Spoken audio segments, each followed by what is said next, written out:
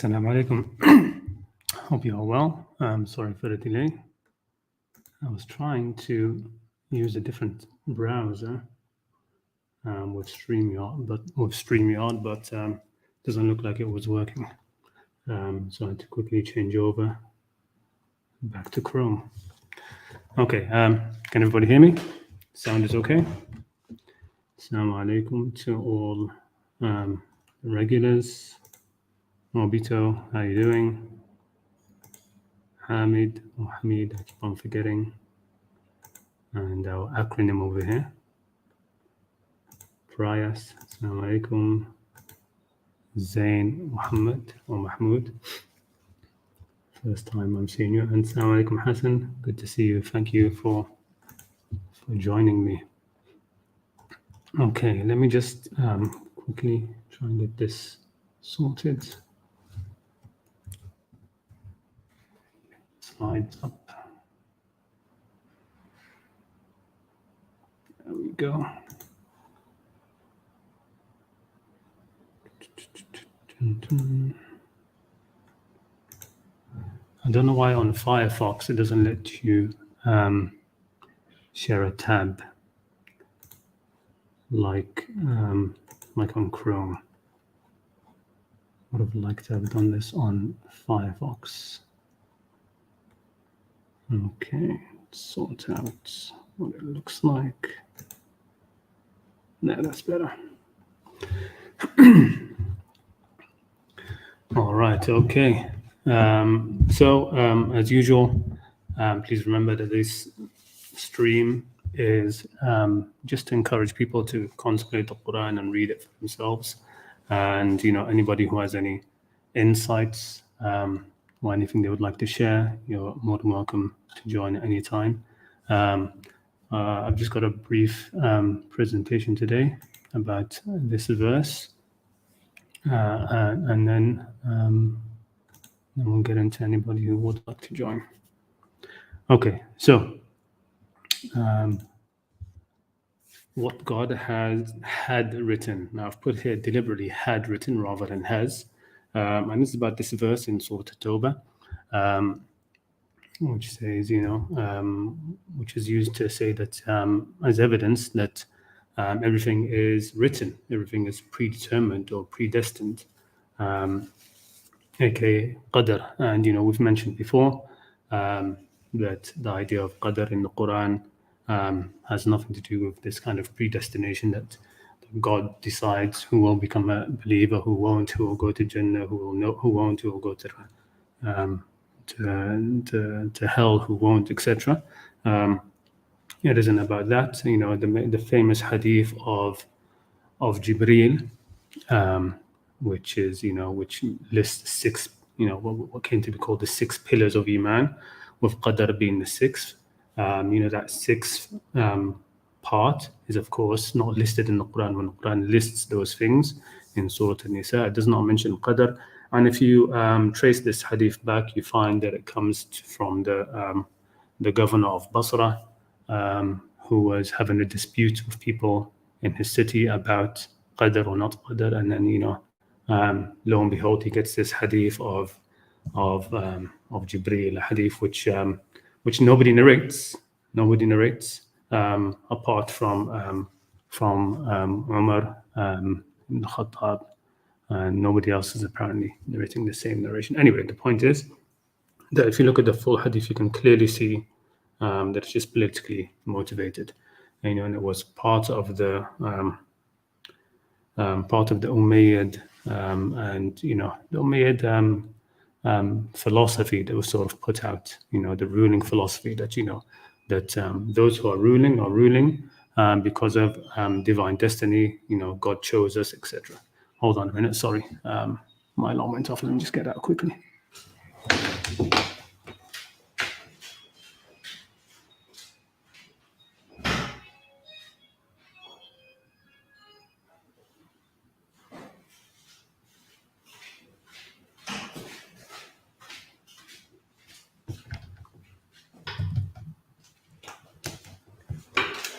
Okay, anyway, the funny thing about this verse, it's even made it up into pop culture and things. So if anybody saw that that Netflix show Messiah, okay, the Messiah, which was, of al-Masih.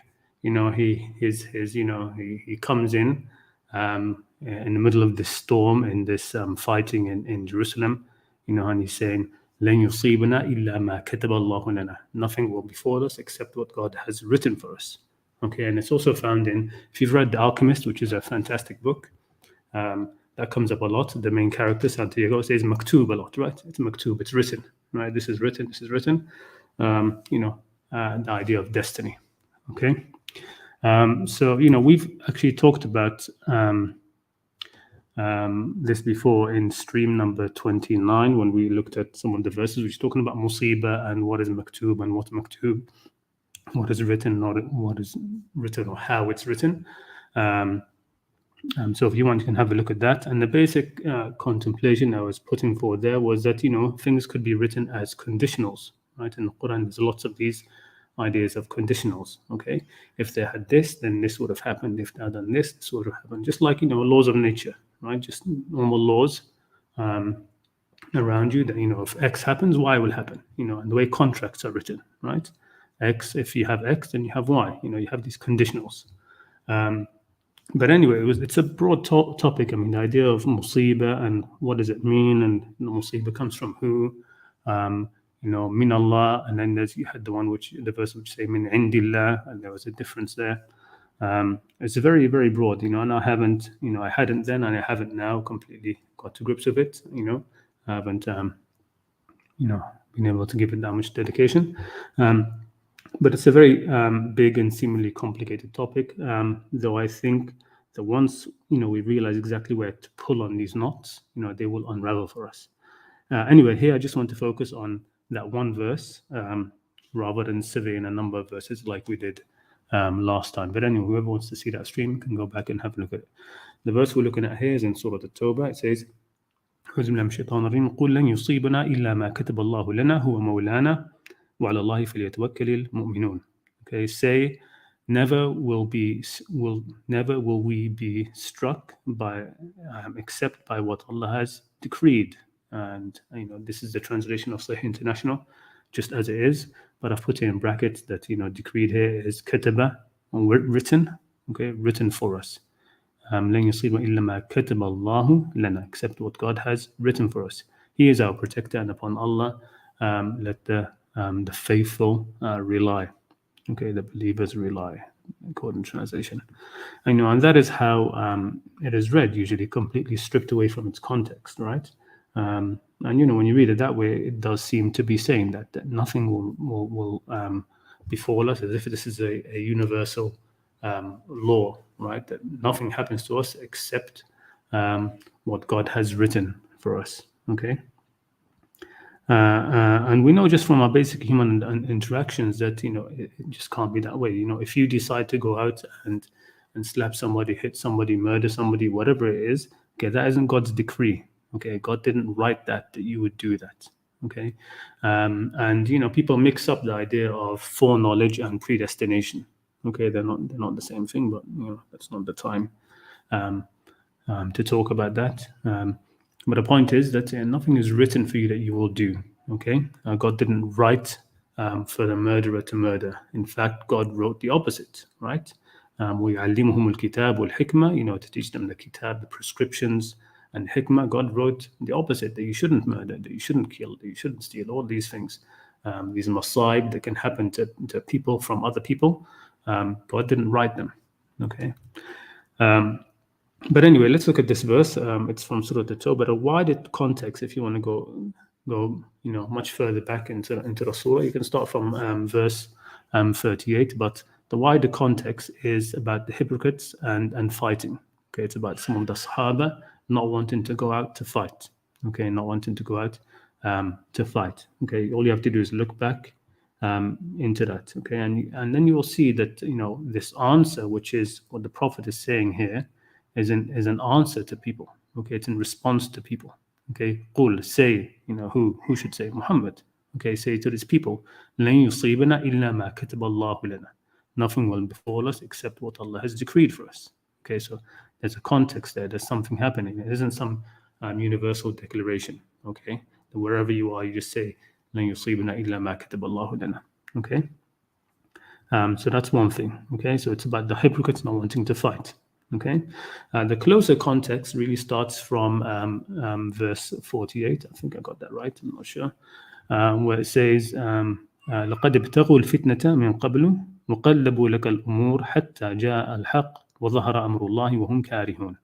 They had already desired dissension, okay, fitna, before, and had upset matters for you until the truth came, okay, well, until the truth came, and the ordinance of Allah appeared while they were averse. Okay, what was this? It was about, again, but fighting, okay? So they were trying to subvert the Prophet and those with him from going out to fight. Okay, this was in the context of the Battle of Tabuk, of course. This is Surah 9. The context is the Battle of Tabuk. They were trying to subvert, okay, and tell other people, why are you going out to fight? Don't go out to fight. This is not the time for it. It's too hot, right? One of the verses has that, right? That they would say, "La tanfiru fil har." Don't go out in the heat. And the Quran's response, Prophet said, "Qul naru jahannama ashaddu harran," right? The fire of hellfire is worse, is more hot. Okay, so the point is, these were Sahaba who tried to cause fitna and turn around the issue, right? To stop those with the Prophet from going out to fight. Okay, until finally the affair was settled, and the Prophet, Hazama, he made his determination, and the verses came down regarding that, and the affair was settled. Okay. So that's who we're talking about here. Then the next verse, okay, we can skip that. That's the verse which is, which says, where one of them says, where it says, some of them are saying, la taftinni, okay, don't take me to fitna, right? So, they're the ones in the previous verse who are the ones who are creating fitna, according to this verse. And the verse after it was saying, they, la taftinni, okay, don't take me there. And that's the verse that's taken about, how one of them, from a narration, the one of them was basically saying, no, don't take me all the way to Tabuk, all right? Because close to there is where the Romans, and if I see, a Roman woman, I won't be able to control myself, etc. That kind of nonsense. Okay, the typical way of the Mufassirin of taking a verse which is talking about a group and putting it all onto one person, and usually something very silly as well. Okay, but anyway, that verse is after that, but I haven't put it here. The next verse is the one which is really relevant. It says here, "In tusibka hasanatun tasu'hum." Okay, if good befalls you, musibah. Okay, now think back again with the verse in question, which is "لَن يُصِيبَنَا إِلَّا مَا كَتَبَ اللَّهُ." Nothing will, no musibah, nothing will hit us or strike us except what God has written for us. Okay, so it says, "In tusibka hasanatun tasu'hum." If good befalls you, it distresses them. Okay, but if disaster strikes, okay, when tusibka musibatun, يقولوا قد أخذنا أمرنا من قبل ويتولوا وهم فرحون. Okay, if disaster strikes, they will say, "We took our affair in hand before," and they turn away while they are rejoicing. Okay, what is that about? Okay, this is important. It uses the word musibah here, just like the verse in question.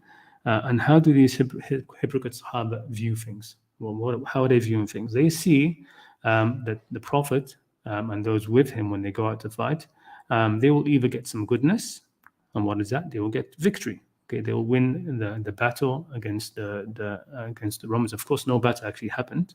Okay, and if that happens, if they gain this victory, it distresses these hypocrites. Why? Because they would have missed out. Okay, they would have missed out on the booty, on the victory, and that distresses them.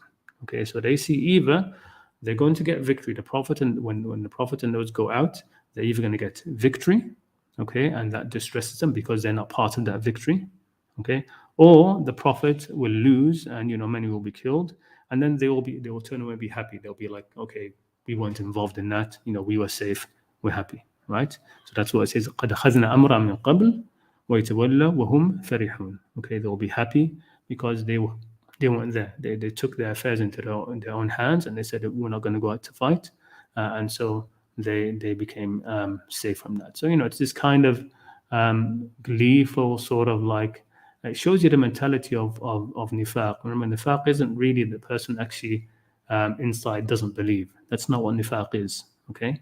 But it's kind of like two-faced kind of thing where you don't care.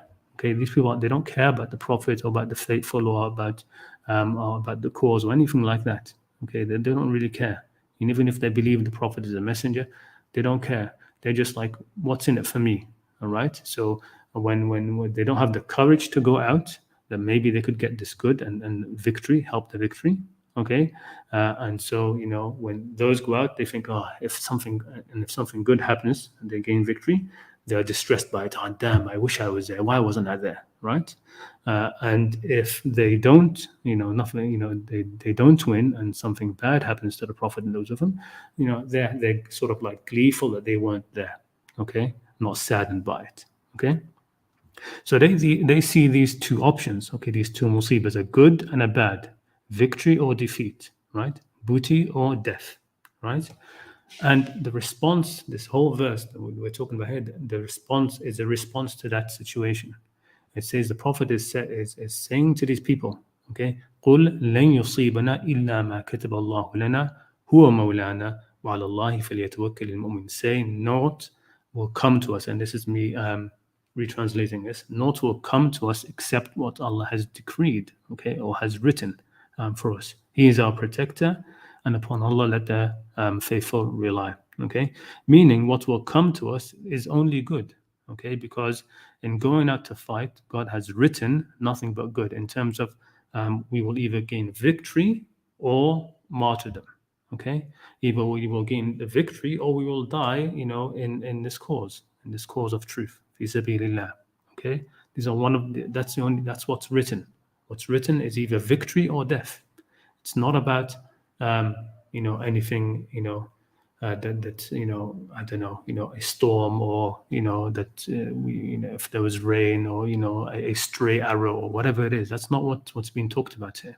Okay, what is written is that nothing will strike us except one of these two options, one of these two things. Okay, and the next verse confirms it. Okay, the next verse confirms this. This is a response to those hypocrites who see those two options, the bad and the good. Okay, and the Prophet's been saying, no, nothing will come to us except what God has written, which is good. Okay, and it continues the argument. The next verse also continues it. So here it is. قُلْ هَلْ تَرَبَّصُونَ بِنَا إِلَّا إِحْدَى الْحُسْنَيَيْنِ. Okay, say, O Muhammad, further say to this, قُلْ لَنْ يُصِيبَنَا إِلَّا مَا كَتَبَ اللَّهُ لَنَا. Okay, these hypocrites are just sitting by, waiting. They don't want to go out and fight and be involved. They're just sitting, waiting to see if there's going to be good is going to befall them, and then they will be distressed by that, or bad will befall them and they'll be happy by that. No. And he says, you're sitting there waiting, and the Prophet says, قُلْ هَلْ تَرَبَّصُونَ. Are you waiting for anything except one of the two good things? One of the two good things. إِلَّا إِحْدَى الْحُسْنَيْنِ. Right? While we await for you that Allah will inflict you of a punishment from Himself or from our hands. So you wait, and we will be waiting along with you. Okay, so what are the two good things here? Again, it's just victory or martyrdom. Either they're going to, the Prophet is being told to say to them, you are waiting for two good things. You're not waiting, in the reality, you're not waiting for either a bad thing or a good thing, right? You're waiting for what for us will only be good. مَا كَتَبَ اللَّهُ لَنَا will only be good, either victory or martyrdom. Okay, so the verse is saying, you hypocrites are sad, distressed if we gain victory, but happy if we are defeated. Okay, you are waiting and watching for one of the two good things to happen. Okay, you don't understand that because you haven't gone forth in faith the way we have. Okay, I think I miswrote things over here. You don't understand that because we have gone out in faith. Okay, and the only thing we can gain is one of the two good things written for us, either victory or death. Okay, or death in the cause of truth. While conversely, we are waiting for God to afflict you with a punishment from Himself or from us, from our hands, okay, for whatever that could happen, right? So, these hypocrites could end up being,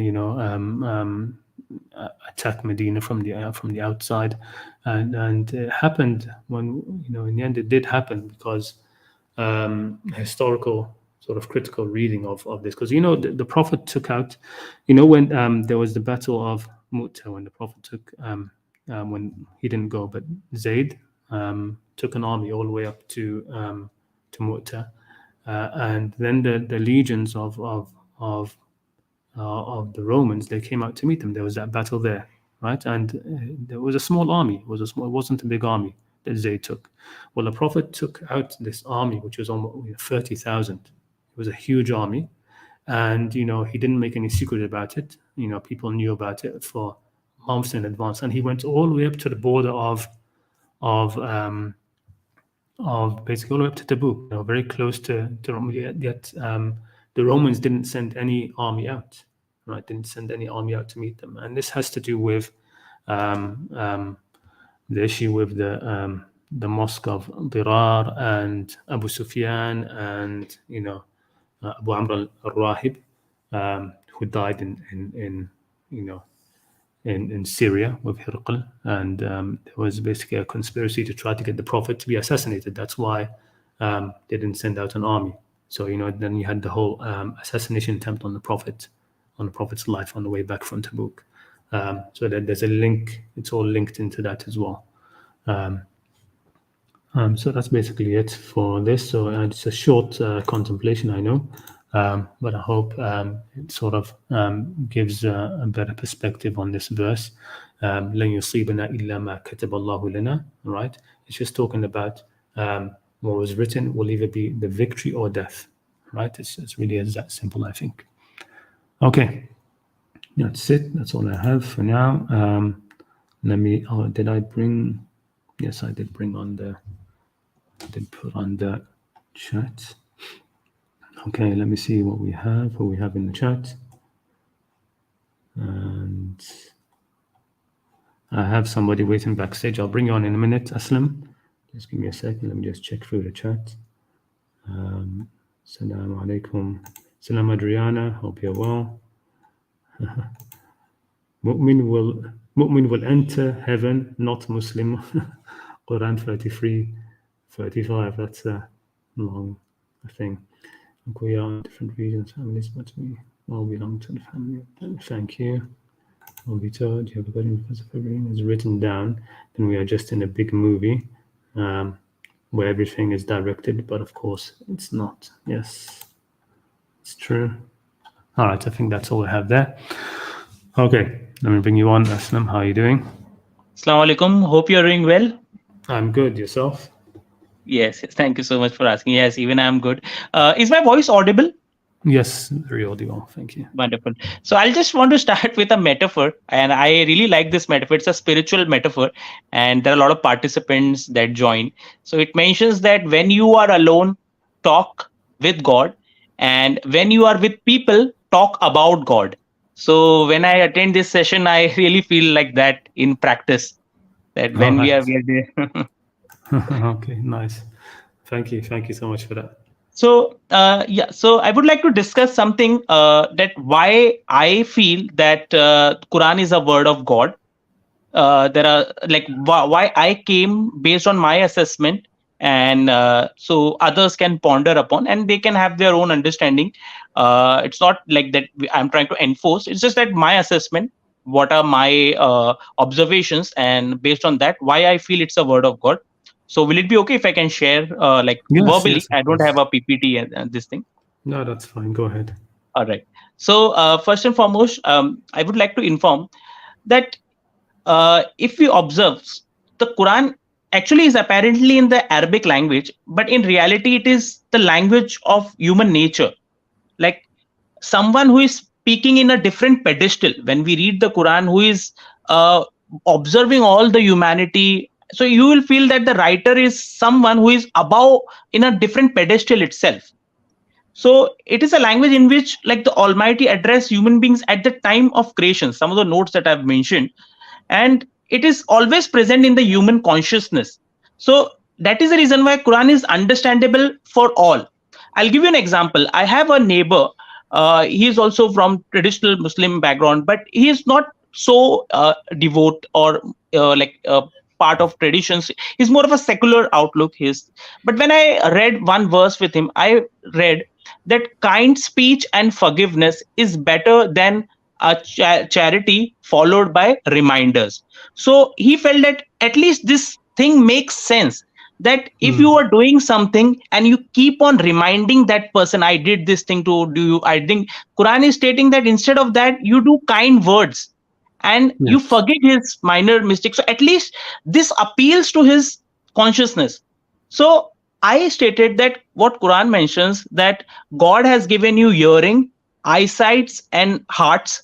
Someone say intellect or maybe different tradition, but at least these are the things that we have given so that we become appreciative. So it's our responsibility to use all those faculties. I'm not I'm not encouraging you to study scripture and all, but at least use these all things. So this is what Quran calls human beings to, and this is what our creation plan of God that we want to communicate to other people as well. We are not going to promote a specific culture or this thing. Have you heard about an operation called Operation Aura? Have you heard about that?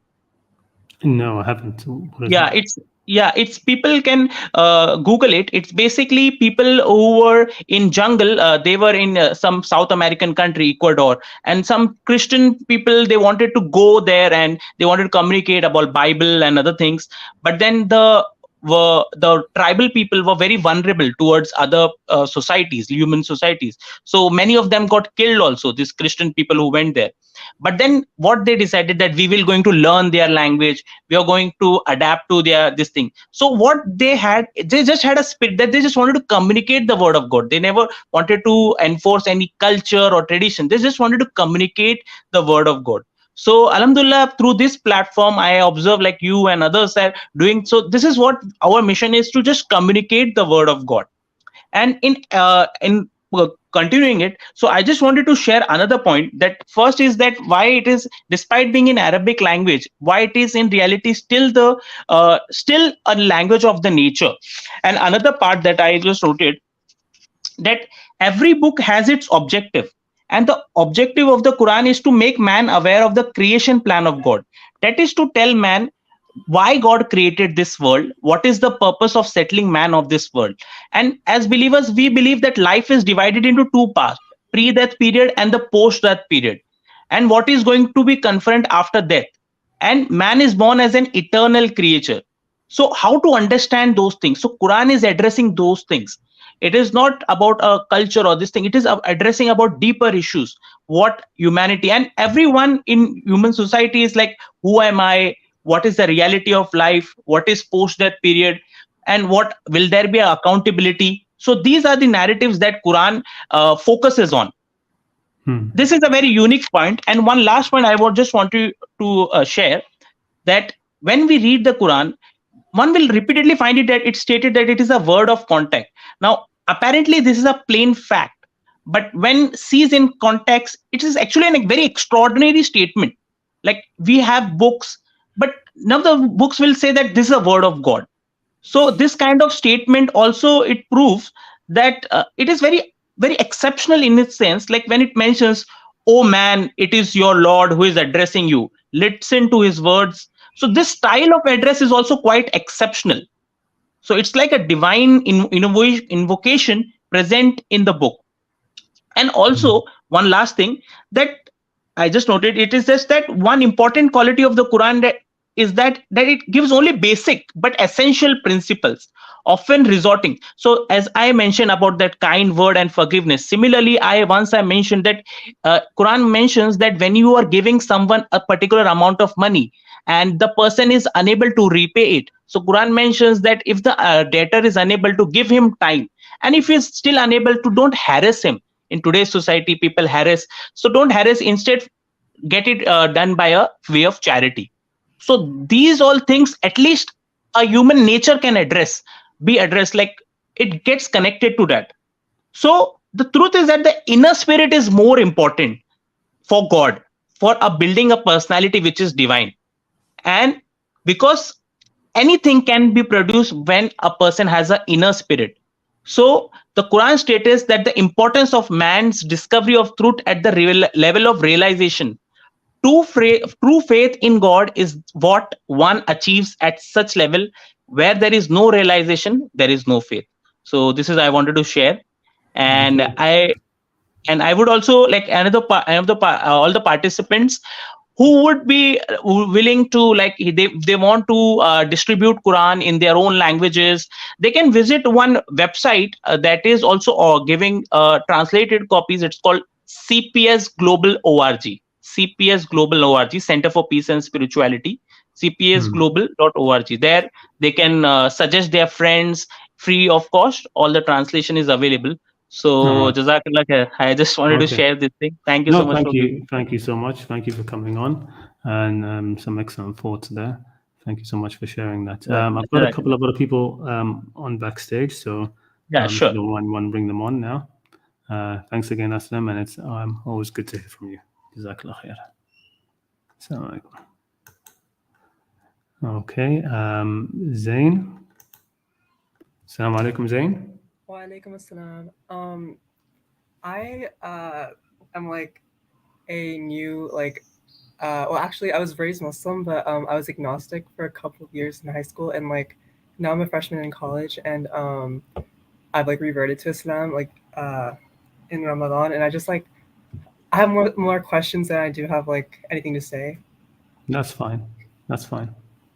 I was like I'm Pakistani, and like so like my community here is like mostly like Sunni Muslim, of course.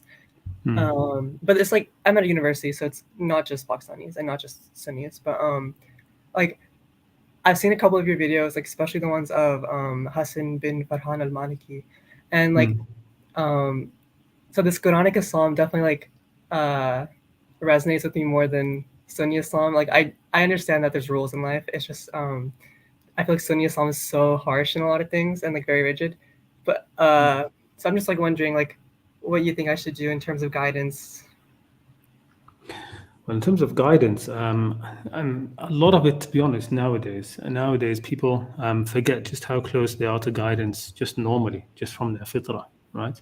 Just from their natural disposition. Okay, I've mentioned this before. Hassan Malik has this saying, right, as well. Just be a human being, and you'll be a Muslim, right? Think of what when you say to yourself, being human, just be human. And you'll be closer to being a Muslim than a lot of people who are trying to be Muslim in terms of a certain madhab or creed or something like this. Okay, in the end, God created what He wanted, right? When God created the human being, He didn't create something and then want to send messengers and guidance to make him something other than what He created. No, He created what He wanted right at the beginning. Okay, God created what He wanted, and so people need to have a lot more trust in themselves, okay, and also more patience as well, right? I mean, you're young, obviously, right? Still in university, don't rush. One of the most important advices, don't rush, right? Another thing I'd say is that you'll find one thing I say, for example, to new converts, right, is that hold on to those things which brought you to Islam. Hold on to them within Islam, because they will continue to guide you once you're in Islam. Okay, because a lot of converts they enter into Islam and then they just get pulled left, right, and center, right? Because in the end, what happens is they end up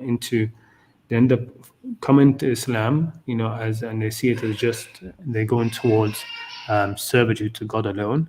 But within Islam, they get pulled in so many different directions, right? They get pulled this way and this way, and this is actually a apt example which is given in the Quran about shirk, right? That whoever the person who is in shirk, it's as if he has fallen from the sky, and then birds snatch at him, right, pulling him this way and that way. You get confused a lot. One video which I did put up, I don't know if you've seen it, is about those whom God loves and those whom God doesn't love. I mean, that's a very simple way to take guidance from the Quran, I think, right? So all I did was to go through the verses where God says whom He loves and those whom He says He does not love, right? And so if you just list them out, I mean, I've put the lists out in a number of different places in Reddit and on Twitter, and just make sure you don't fall into any of the categories of those whom God says He does not love, and look at those things which God says He does love, those whom God, the qualities of the people of those whom God says He loves, and pick one and work on it, make it your own, right? So God loves the patient, the pure, the muttaqeen, a very important one, al-muhsinin, those who do good, do ihsan to others, right? In essence, stick with the main highways, the main known things of religion. All right, be careful of the alleyways. Okay, if that analogy makes sense, right? The big broad ways, the things which are known, which are or have always been known, will always be known. It's in that way that the Quran is a dhikr lil alameen. It's a reminder. Okay, what does it mean a reminder? Right? It means it reminds you of what you already know. It reminds you of what's normal, what's natural. Dinullah al-fitra, right? It's fitra, right? It doesn't take much fitra to realize that, for example, the laws of killing apostates, for example, is just ridiculous. Right? It doesn't take much to understand that. Okay. The other thing is I would say is that the things which you don't understand, leave it. If you leave for a time, shelf it, right? Put it on the shelf for a while. Okay. There are things that don't expect to understand, to have answers to all of your problems in 1 year, in one go, while you're still very young. There are some things which you sort of learn and start to understand with age, and there are some things which you will only understand with age as you get older, right? One of the things that the Quran says is about those who will be punished, right?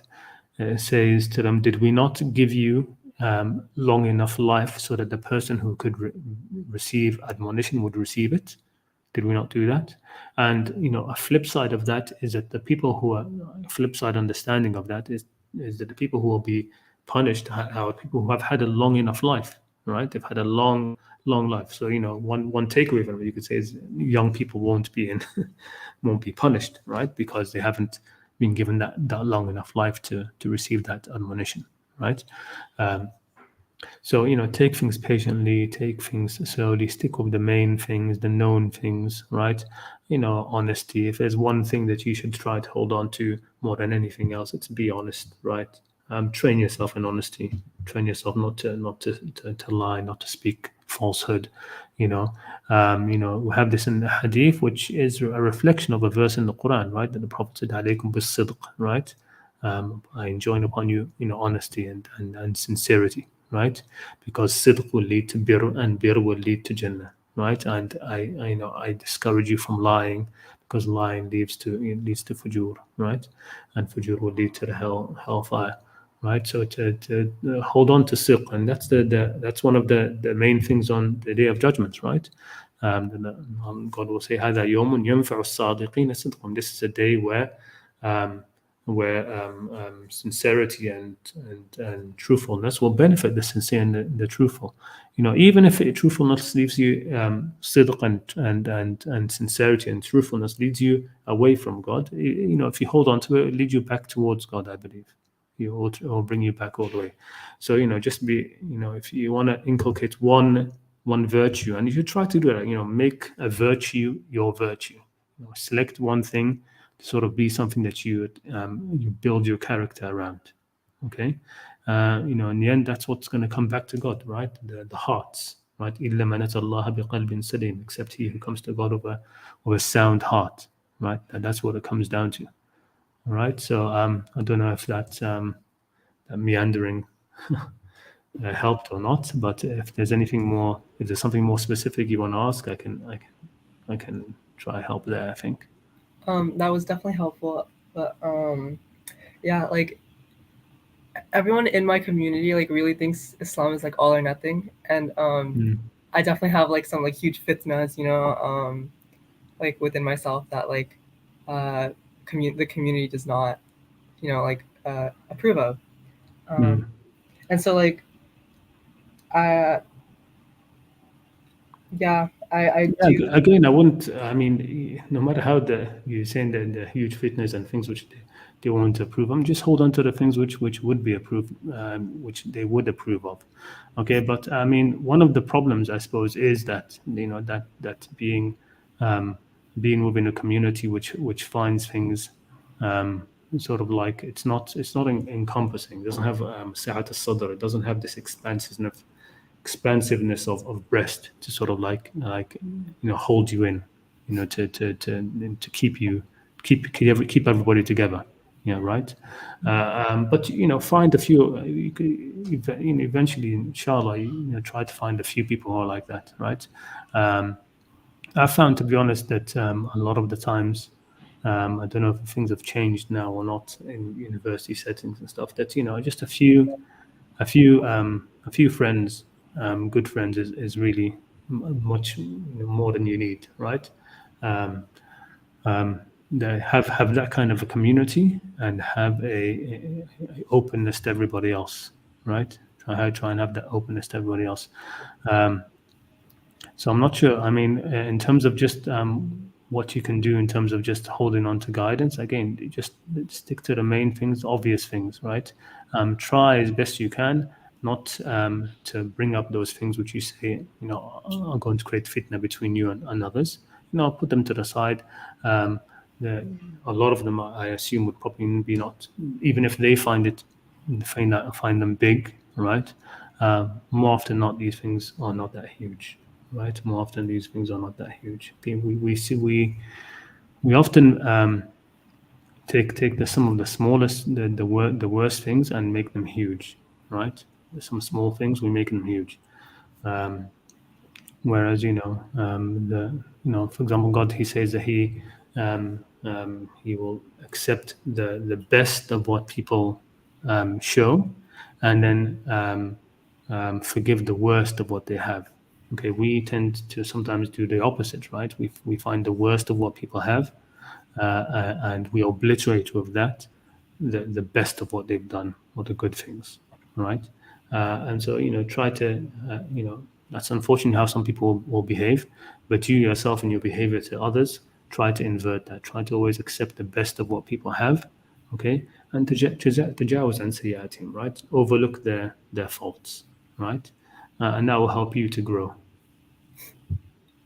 Subhanallah, thank you so much. So then, lastly, this is my last question. I was wondering, like, how much of our trials are predestined, and so like you say that like not everything isn't predetermined, but I like Sunni Islam argues the complete opposite. So I'm always constantly hearing the opposite. Like I do feel Yeah. like I was guided back to Islam, but obviously like maybe I wasn't, and it's just my own will. But No, I mean that doesn't. That's not. When we talk about predestination, these kind of things. Okay. So, for example, guidance. Okay.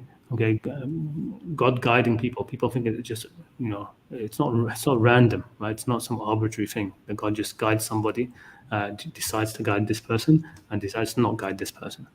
God guides the people who are working towards guidance, repentance, in this kind of way, right? There's a guidance which you do yourself, right? And then there's a divine guidance which comes later as a reward. Okay? وإني لغفار لمن تاب وآمن وعمل صالحا ثم اهتدى. Right? And truly I am forgiving to the one who has faith and does good deeds, right? And then is guided, right? That there's a guidance which comes later. ويزيد الذين اهتدوا هدى. Right? He gives guidance to those who themselves take up guidance, right? When you take whatever when you take something, you're going to be given more of that. Okay, if you take misguidance and you keep following misguidance, you'll be given more misguidance. You'll be left to your misguidance more. That's what you're choosing. The more of guidance you choose, the more you receive that. Okay, it's just like the idea of shukr in the Quran, right? لَإِن شَكَرْتُمْ لَزِيدَنَّكُمْ. If you have shukr, right? If you practice shukr, I will give you more, right? You will gain more. So it isn't this idea that that when God wants everybody to be guided, right? There's not anybody who God doesn't want to be guided. Okay, but you have to take, if you're not going to take hold of what you already have in terms of guidance, okay, what is God going to do for you, right? Right, you have to take off what you already have. You have your senses, you have your intellect, if you throw all those to the wind, right, throw your fitrah to the wind, ignore all of that, that's already the guidance. What you've been given there is guidance, right? Inna hadaynahu sabila imma shakiran wa imma kafura. Right, people have already been given this amount of guidance. If you're not going to be have shukr for that, grateful for that, which means to be actually following that, what's the point of giving you more when you're not even practicing what you have, right? So God's guidance comes in a lot. Yahdi ilayhi man yunib, right? He guides himself those who are repentant to himself, to him.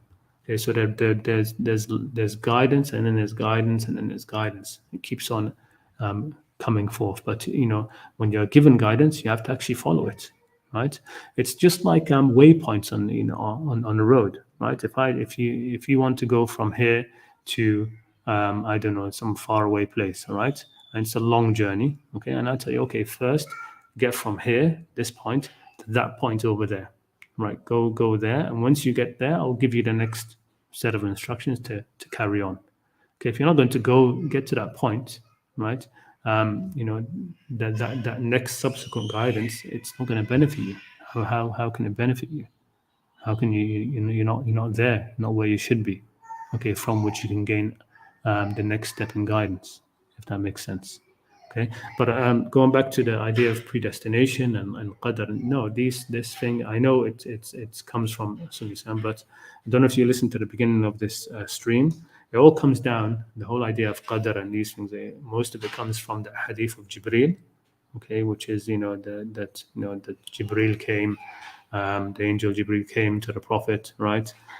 When basically everybody was sitting in the mosque and the Prophet was there, and this is Umar ibn Khattab narrating it. Somebody comes up from the desert, beautiful white clothes, no sign of any travel on him, and none of us knew who he was. And then he came and asked the Prophet, what's Islam and what's Iman and what's Islam. Now this hadith is an amalgamation of some true things, right? As a lot of hadiths are like this, it's sort of like a mix and match.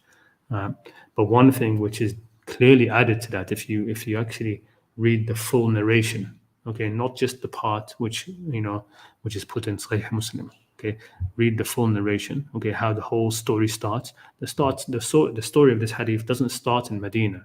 It starts all the way in Basra, where there's a dispute about Qadr. Okay, there's a dispute about Qadr, and then somebody who's part of that dispute comes to Medina, right, and he says to Ibn Umar that there are these people in Basra who are denying Qadr, right, and then apparently Ibn Umar then narrates this. So this hadith, which was it's an amazing event. If you think about it, it should be an event which many people narrate. Jibreel comes to the thing in human form, right? And the mosque is full, right? Because according to the narration, the mosque is everybody's there. None of us knew who he was. Yet nobody narrates it. For example, the main students of Ibn Umar don't narrate it. Ibn Umar himself, right? His main narrator is Nafi. He doesn't narrate it. In Medina, Imam Malik doesn't hear of this hadith. Okay, and just look at all. Salim doesn't narrate it. One of the main narrators of Ibn Umar.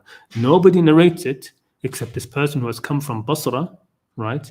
And he's come specifically, apparently, because of this issue of Qadr, and he's asking about this issue of Qadr, and then Ibn Umar narrates his hadith to support Qadr, apparently. Okay, but that isn't. I mean, the Quran talks about وَمَن يَكْفُرْ بِاللَّهِ وَمَلَائِكَتِهِ وَكُتُبِهِ وَرُسُلِهِ وَالْيَوْمِ الْآخِرِ. That's it. Okay, بِاللَّهِ وَمَلَائِكَتِهِ وَكُتُبِهِ وَرُسُلِهِ وَالْيَوْمِ الْآخِرِ. 5 things, right? 5 things. The Prophet or Jibreel does not add to those. It's not gonna. There's nothing. The Quran didn't miss that last part of Qadr, خَيْرِهِ وَشَرِّهِ مِنَ اللَّهِ. That Qadr, predestination, the good and bad is from Allah. He didn't forget. God didn't forget about that, and the Prophet himself would not add to a list which is in the Quran, as if this has been left out. Let me add to it. That isn't how it goes. Okay, that isn't how That isn't the adab of the Prophet sallallahu alaihi wasallam. Okay, just like لا تقدموا بين يدي الله ورسوله, do not overstep before God and His Messenger. The Prophet himself never overstepped in front of God. Right, didn't add to things in that kind of way. This list which is in the Quran, 5 things, and he adds to it. No, okay. So this is the whole. This whole thing is an irja'i thing, which came about. Really, it was politicized. It was pushed by the later tyrants. We have this huge time frame, okay, between the Prophet and when the Sunni Islam is formulated by imams who were sincere. There's this whole 100 years, etc., where so much happened, which influenced this. So much happened, okay, and among them is the idea of irja, right, of qadr, right, that's what everything that's happened happened because God decreed it. So we, the tyrants, or your rulers, God chose us to be your rulers. God chose us to be that, right? Who are you to argue against that, right? That's what it comes down to. Nothing is preordained, okay? There is no qadr, okay? Where it's all in your hands, okay? If you're going to become a person of iman or kufr, it's in your hands. If you're going to be a person of salah or fasad, it's in your hands, right? God isn't decreeing anybody's actions or anybody's beliefs or anybody's hearts. Okay, that is just so far from the Quran, right? And so far from human reason. I mean, it's something that you yourself know it, right? If you go out to the street and decide to you can go out now right to the street and decide to slap somebody, you're going to say that God decreed that, right? Put that on him. So I talked a little bit about this in that other stream. I think number 29, right? That in the end there are people who take the fitna of mankind and they put it on God and say He's the one who did it, right? But no, okay, it's the fitna and the persecution that people do upon each other. It's people who are doing it upon each other. Okay, it isn't God, right? And we are here for ibtila. This is a very short period of time we're going to be in this world, and we're here to be tested for the future. Allahu Alam knows. God knows what comes next, right? After Jannah, and who knows what the ultimate purpose for all of us will be later.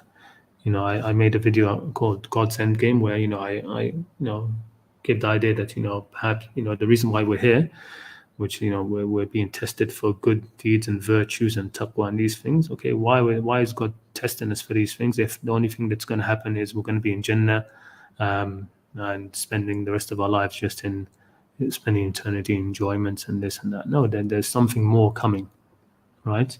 And we're here to prove ourselves in that kind of way.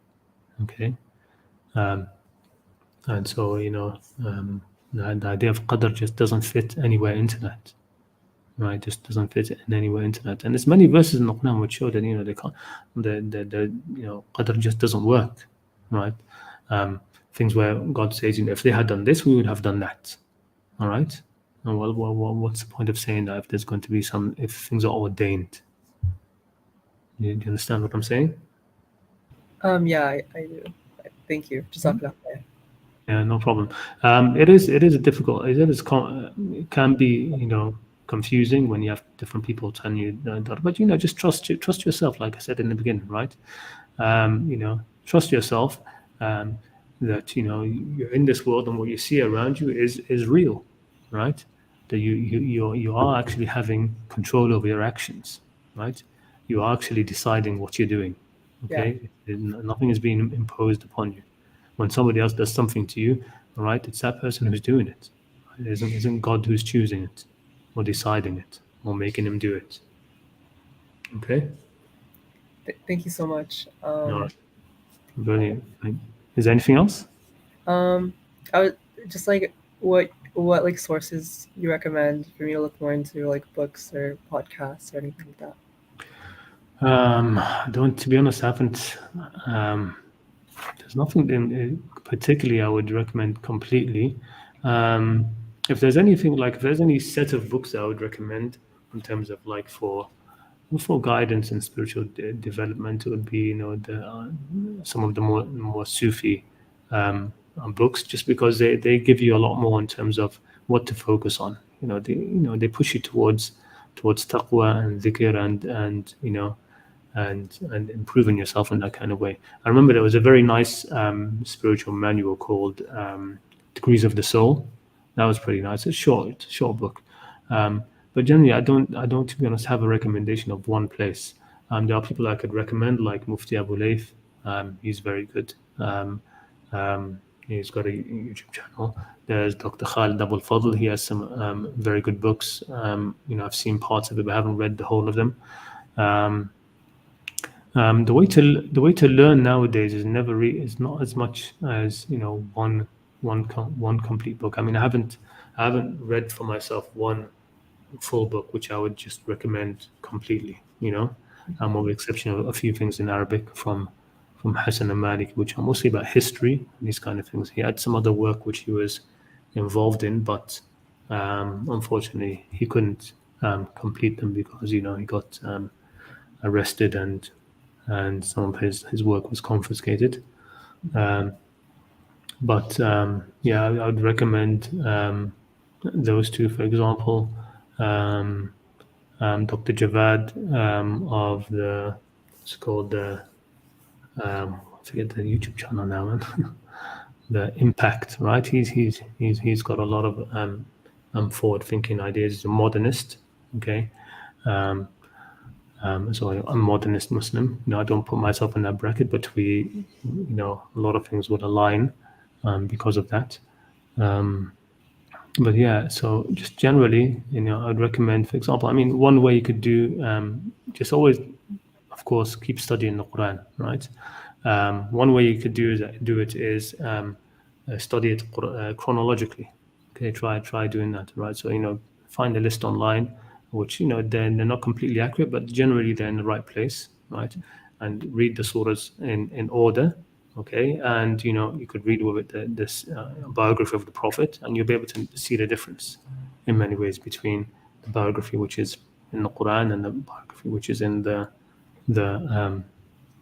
Seerah books, right? But that's another way you can approach things. But generally, look, try to spend a good amount of time with the Quran. Let God see you sitting with His book. Really giving it some decent time, some decent pondering time. That's the best thing. Thank you so much for your time, and thank you for your channel. It's definitely very helpful. You're welcome anytime, and yes, welcome back anytime, of course. Okay. Have a good day. You too. Take care. Assalamu alaikum. Okay, thank you. We have 2 more people online. I'm just going to put you on one at a time. So just give me a minute. Ihtisham, Adam, I'm going to bring on all religions are. I can't see the rest of that. Assalamu alaikum. Assalamu alaikum, bhai. How are you? I'm good. Brother, I'm from little bit about me. I'm from India, and I speak very little English. So please forgive me. No problem. We can make do, I think. Okay. About me, I was born in a Sunni family, but later on I dropped the sect thing. I just consider myself a Muslim. That's all. Yeah. I believe in hadith, but only a good hadith. If it doesn't sound good, it's confusing, against the Prophet character, against the Quran. I don't believe those hadiths, but I do believe in hadith. A good sound hadith, I take it as a advice. Yeah, I'd say the same. Yeah. So that's my position on hadith. What I was going to ask you a question. I think I heard whatever I heard you right now. It looked like you and me are a similar position about the Qadr and many other issues. I agree with that with you. Now, I do not believe just like a Qadr is God already. He knows everything about our, future, everything. Our destination, hell or heaven, like many Muslim believe. I do not believe those kind of stuff. Yeah. So yeah, so Yeah, definitely I agree with that. How did you come to that understanding? because Allah saying it's up to you to go to heaven or hell. It's your choice. If you do good, He will reward you. If you do bad, He will punish you. So it's Simple as you that, have a right? choice. Yeah. And many Yeah. places in the Quran, I can show you, Allah does not know many things about it. It's in the Quran. Many things He does not know. I have a proof for those ayah. I can give it to you. Allah says, I do not know about you. I give you another ayah in the Quran. Allah said to Moses, be talk to him nicely or something. Yeah. Because something he said, Allah said Yeah. to him. قُل له قولا لينا لعله يتذكر أو يخشى. Right? Saying to Fir'aun, speak to him softly. It may be Yes, that he will. yeah. He may, he may listen to you or something like that. Yeah. So Allah does not know if he's going to be nice to you or something like that. So Allah does not know. Allah only telling him be nice or kind, something like. I forgot the clear verse. So he may change. The Pharaoh may change. So Allah does not know he may change or not. So there are many verses Allah says in the Quran. He does Well, I not would say, what we have to distinguish between foreknowledge, right? Foreknowledge, and I do believe that God does have foreknowledge, right? So He knows knowing the future and these kind of things, right? And between qadr, right? So it's a common thing that you find people. I think people mix up a lot. Yeah. Right? Qadr and foreknowledge, they are not the same thing. Yes. Yeah, so they are God- not. I mean, when you say qadr, what we're really talking about is divine predestination. That Yes. God is the one who is choosing what will happen in the future. Okay, foreknowledge is different. Foreknowledge is God knowing what will happen or will not happen.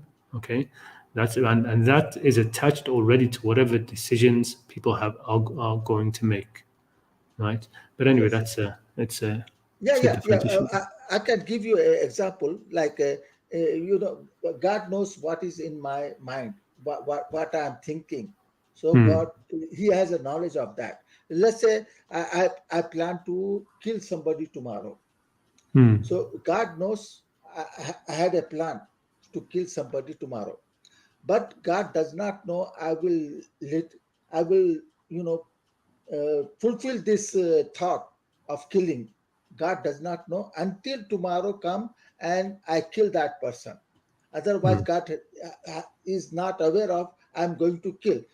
You Yeah, understand what I'm saying? I understand. Yeah, I think that was also a position of some of the. I think some of the Mu'tazila had this idea. I'm not sure who, but this was an idea that, in early Islam, when people were still debating, were trying to formalize aqidah and these kind of things, dogmas. There were some people who had, who said these kind of things, right? Like other verses, Al-an khaffafa Allahu ankum, right now, God has made things easier for you. وَعَلِمَ أَنَّ فِيكُمْ ضَعْفًا, and knows that among you there is some weakness, etc. So there are some verses which were taken as evidence for that. I mean, in the end, sometimes some of these philosophical sort of like debates about these kind of things, as long as somebody accepts, right, that their actions are not foreordained, or not, foreordained by God, right? That God Yes. is making the person choose, what's going to happen. That it's sort of God has planned out everything, and everything will happen exactly as He planned. Every single thing that the person does or says, etc. As long as somebody doesn't ascribe to that, the rest I think is secondary, right? If God has foreknowledge or not about what people will ultimately decide or where they will be in hell or not, etc.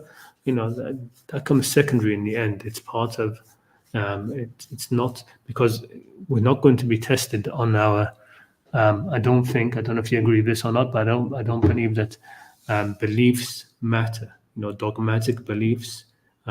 God doesn't punish anybody for what they believe. I agree with right? that. I agree with that. It doesn't matter how much knowledge you have about God, Quran, or it doesn't matter. The basic should be followed. So the issue of the Qadr issue is it influences people's actions. When somebody believes that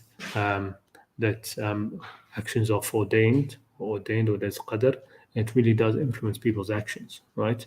And people then become, and it influences people's reaction to them, right? So somebody could do something, could happen, and they think, okay, I can't do anything about it. It's God's Qadr, right? I can't do anything about it. That's the issue, right? When it comes to the issue of Qadr, the actual believing in it or not believing it isn't as big as a problem in itself. The problem is that it's something which directly influences people's actions and behavior and their reactions to this world and how they live their life, right? There is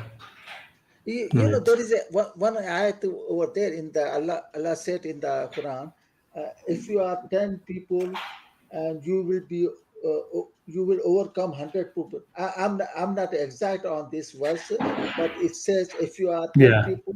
Yes. That's the one I was mentioning before.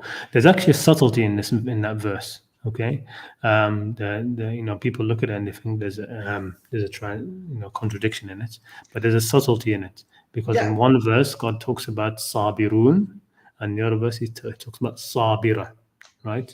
So the sabirun, if there's a group which is sabirun, they would be able to beat a much bigger number than if they are just sabira. A group is sabira. And the difference between them is that one is a description of the group as a whole, and the other one is saying that every individual is sabir. Okay, sabirun, each one is sabir, sabir, sabir, sabir, sabirun.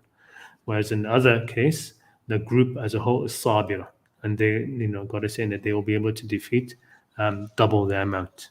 Whereas a group which is sabirun will be able to defeat 10 times their amount. But later on, another verse came up after that. That thing is changed over there, because Allah now find out the iman they have, these people, is very low iman. So now Allah changed that to now you can win with these people, because Allah does not know how much faith they have in their heart. But that's what I mean. I mean that it's saying. I wouldn't agree directly with that, but I see what you're saying.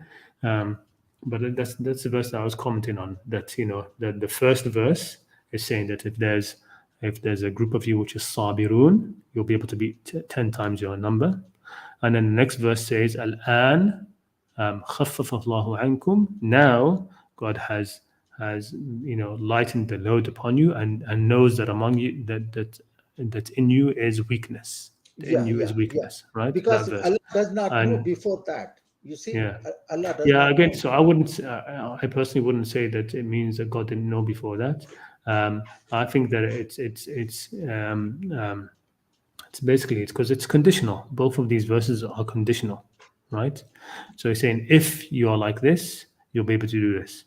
But you are not like this, because among you are those who are not sabir, right? So if there's just this amount of you, and as a group you are sabiratun, then you'll be able to defeat double your number. But I understand what you're saying.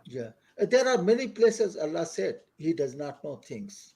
So because Allah gave us the free will. So when you have a free will, you cannot predict what they're going to do. Like angels Allah can predict about angels, what can they do or what cannot do, they will do. But because they do not have free will.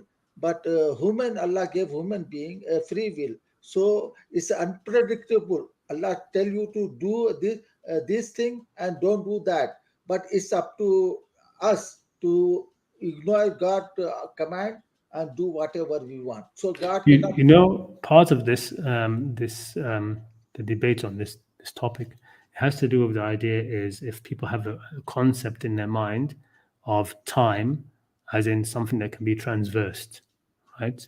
That God, maybe God is outside of time, and that he can see all of time, the future and the past. I don't think some people in the past had this concept. They didn't think of like now we have this kind of idea because of sort of movies and stuff, right? Back to the Future, that somebody travels to the future and then travels to the past, and then we have this idea in our minds that's something which is a reality, right? But is that such a thing as really when we talk about time? Is there such a thing in that kind of way? So part of that comes down to this. I mean, what would you say about the verse of example of like what Shaitan will say on the Day of Judgment, which is mentioned in the Quran, or that the Prophet will say, وَقَالَ الرَّسُولُ يَا رَبِّ إِنَّ قَوْمِي اتَّخَذُوا هَذَا الْقُرْآنَ مَهْجُورًا. What would you say about those? Would you say that they... Could you explain in English? I do not understand Arabic. So you see, sorry, I forgot. Sorry, my bad. So like the verse that in the Quran, which God talks about what Shaitan will say on the Day of Judgment, right? Once he's in the fire, he will say, he will say, don't blame me, but blame yourselves, right? Basically, yes, that verse? Yeah. Where he says, don't blame me, but blame yourselves, right? Yes. So that's something which is in the future. Yeah. Which so what? How do you see that in terms of? There are many things about even us when we're going to say in the Quran, Allah said on Day of Judgment, give us we were wrong. Human will say we were wrong and give us one more chance and we will be corrected. Then Allah said, if I give you chance, you are gonna do the same thing. So there are predictable things. Allah can tell those things, So So I do not see this anything contradiction or anything. Allah can. We can, we can even can do the many things. When thief get caught, then we know how he's going to react when they got caught. They're gonna say, we are sorry, I was poor, I needed this and that. So they're gonna say those things. So Allah can also predict what they're going to say. So this is the same thing. Yeah, I see what you're saying. Okay. Yeah. Thank you so much. What's your name, my friend, again? Sorry. My name is Sayyed, sir. Say again, sorry? Syed. SYED. Okay. All right. Thank you so much, Sayyid. Over here is a brother Hassan Ridwan. He's just saying, highlighted that. He's saying Dr. Abdul Halim always used to say, although sabr is usually translated as patience, a better translation is fortitude. Yeah, I'd say that's definitely more accurate, fortitude rather than patience. Yes, so, brother, are you Quran alone person, or you believe? No. Like I said, like you, I do accept hadith. But what I always try to highlight whenever I say that I do accept hadith is that I adamantly defend the position that you don't have to accept even a single hadith, that you can be a full Muslim in God's sight just with the Quran, right? That you don't need, you don't even need the whole of the Quran to be a full Muslim. Right? Yes. Yeah. So it's in the end, it's guidance. You just take as much of the guidance as you can. Ittaqullaha mastata'tum, right? So take as much of guidance as you are able to. Right? And there are many things in the Quran which we don't need, because in the end, the Quran, God didn't have a word count with the Quran, right? There are things in the Quran which if the Prophet had lived longer, there would have been more in the Quran. If he had lived less, there would have been less in the Quran. right? But the dhikr is what's important, right? And that's why God said he will preserve the dhikr, right? Not the Qur'an. Yeah. And this comes into, trying to see the difference in these terminologies. The Quran, in the Quran there is dhikr, and that dhikr is for the alameen, right? And that's the name tells you, dhikr as a reminder, right? A reminder of the things that you already know, reminder of the things which God has always sent messengers with and prophets with and stuff like that. Whereas the other things, يعلمهم الكتاب والحكمة, right? Kitab, meaning more like the prescriptions and laws. These were for the ummiyin, right? For the ummiyin. And anyway, it gets into seeing those distinctions between the Quran and Furqan and Kitab and Dhikr and these things. But I always want to, I would like for more people to be able to see the Quran that way, that even without a single hadith, the Quran on its own, just like that, is enough for guidance. And that's one of the. I need to make the part 2 reaction video, but I did a video reacting, but it was ended up becoming more like a lecture and commentary, to be honest, to the podcast of Dr. Brown, where he's sort of like putting forward the idea that the Sunnah is more powerful than the Quran, right? So anyway, sorry, Saeed, I have one other person who's been waiting patiently. Do you mind if I bring them on, unless there's something else you'd like to discuss? Yes, okay, brother. Thank you. I appreciate. I find my view or your view very close to each other, and I think we're gonna be good. We're gonna go along with each other very well. Yes, So thank you so much. Come back anytime. Again, like to remind everybody that you're more than welcome to come onto the stream and share whatever contemplation or view you would like to share. It's not for me to say if something is right or wrong. I'm trying to make sure I don't do that, because I just wanted the whole point of the stream is just to encourage people to think on the Quran for themselves, right? Even if you're wrong 8 times out of 10, okay, and 2 times you're right, you're working with the Quran, right? So that's just what I want to encourage. Anyway, thank you so much. thank you, brother. Saeed. Thank you for taking me. Jazakallah. Thank you so much. And Ihtisham. Assalamu alaikum. Assalamu alaikum. How are you, Khalid? I mean, sorry, I'm good. Khalid, right? No, Khalid, yes, Khalid. Oh, it is Khalid. Yeah, Yes. no, I'm well, thanks. And yourself? Very good. How have you been? Alhamdulillah. If Said was still talking, I don't mind, because it was in like the background. The stream, I can always join later. No, it's fine. You're the last who was backstage. Okay. Yeah, no, very fascinating stream as always. So I do partially understand where you're coming from.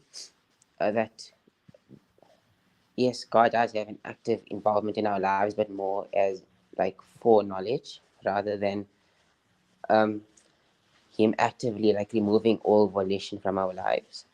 The thing is, from my personal like Quranic endeavors, I have seen certain indications that there is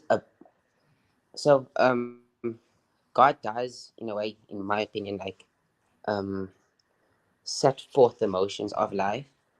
So like as we know, like He does test us with afflictions and stuff like that, so that's more of an active role, like وَلَنَبْلُوَنَّكُمْ حَتَّى نَعْلَمَ الْمُجَاهِدِينَ مِنكُمْ وَالصَّابِرِينَ. Like we test those to see who are those that would strive in God's path, and we test you in your affairs. And then also So how, for example, God actively punishes us for our misdeeds. So قُلْ فَلِمَا يُعَذِّبُكُمْ بِذُنُوبِكُمْ. Why is it so that God punishes you for your sins? And then the other thing about, so I don't agree with predestination the way it's been exported amongst like mainstream Islam. But I have seen like where they essentially just relegate all their misdeeds to like, no, it's God's plan, something like that. But I have seen like maybe certain justification for it in certain verses. So I know like the one that's commonly demonstrated is inna kulla shay'in khalaqnahu bi qadr, like we created everything with Qadr, but that's actually like you could actually translate it to mean like we created everything with a design. But the one that I could never translate, I don't know, I'm sure maybe you can, which is why you endorse no Qadr at all. It's how do you understand the verse? ما أصاب من مصيبة في الأرض ولا في أنفسكم إلا في كتاب من قبل أن نبرأها. That we do not test anyone with an affliction except that it has been written in a preceding book. إن ذلك على الله يسير. For that is easy for God. You know, in Surah Hadith, I can give you the verse. I'm not sure. Yeah, من قبل أن نبرأ. We talked about that, I think, last time as well, right? Yeah, من قبل أن نبرأ. It's in verse Surah Hadid, right?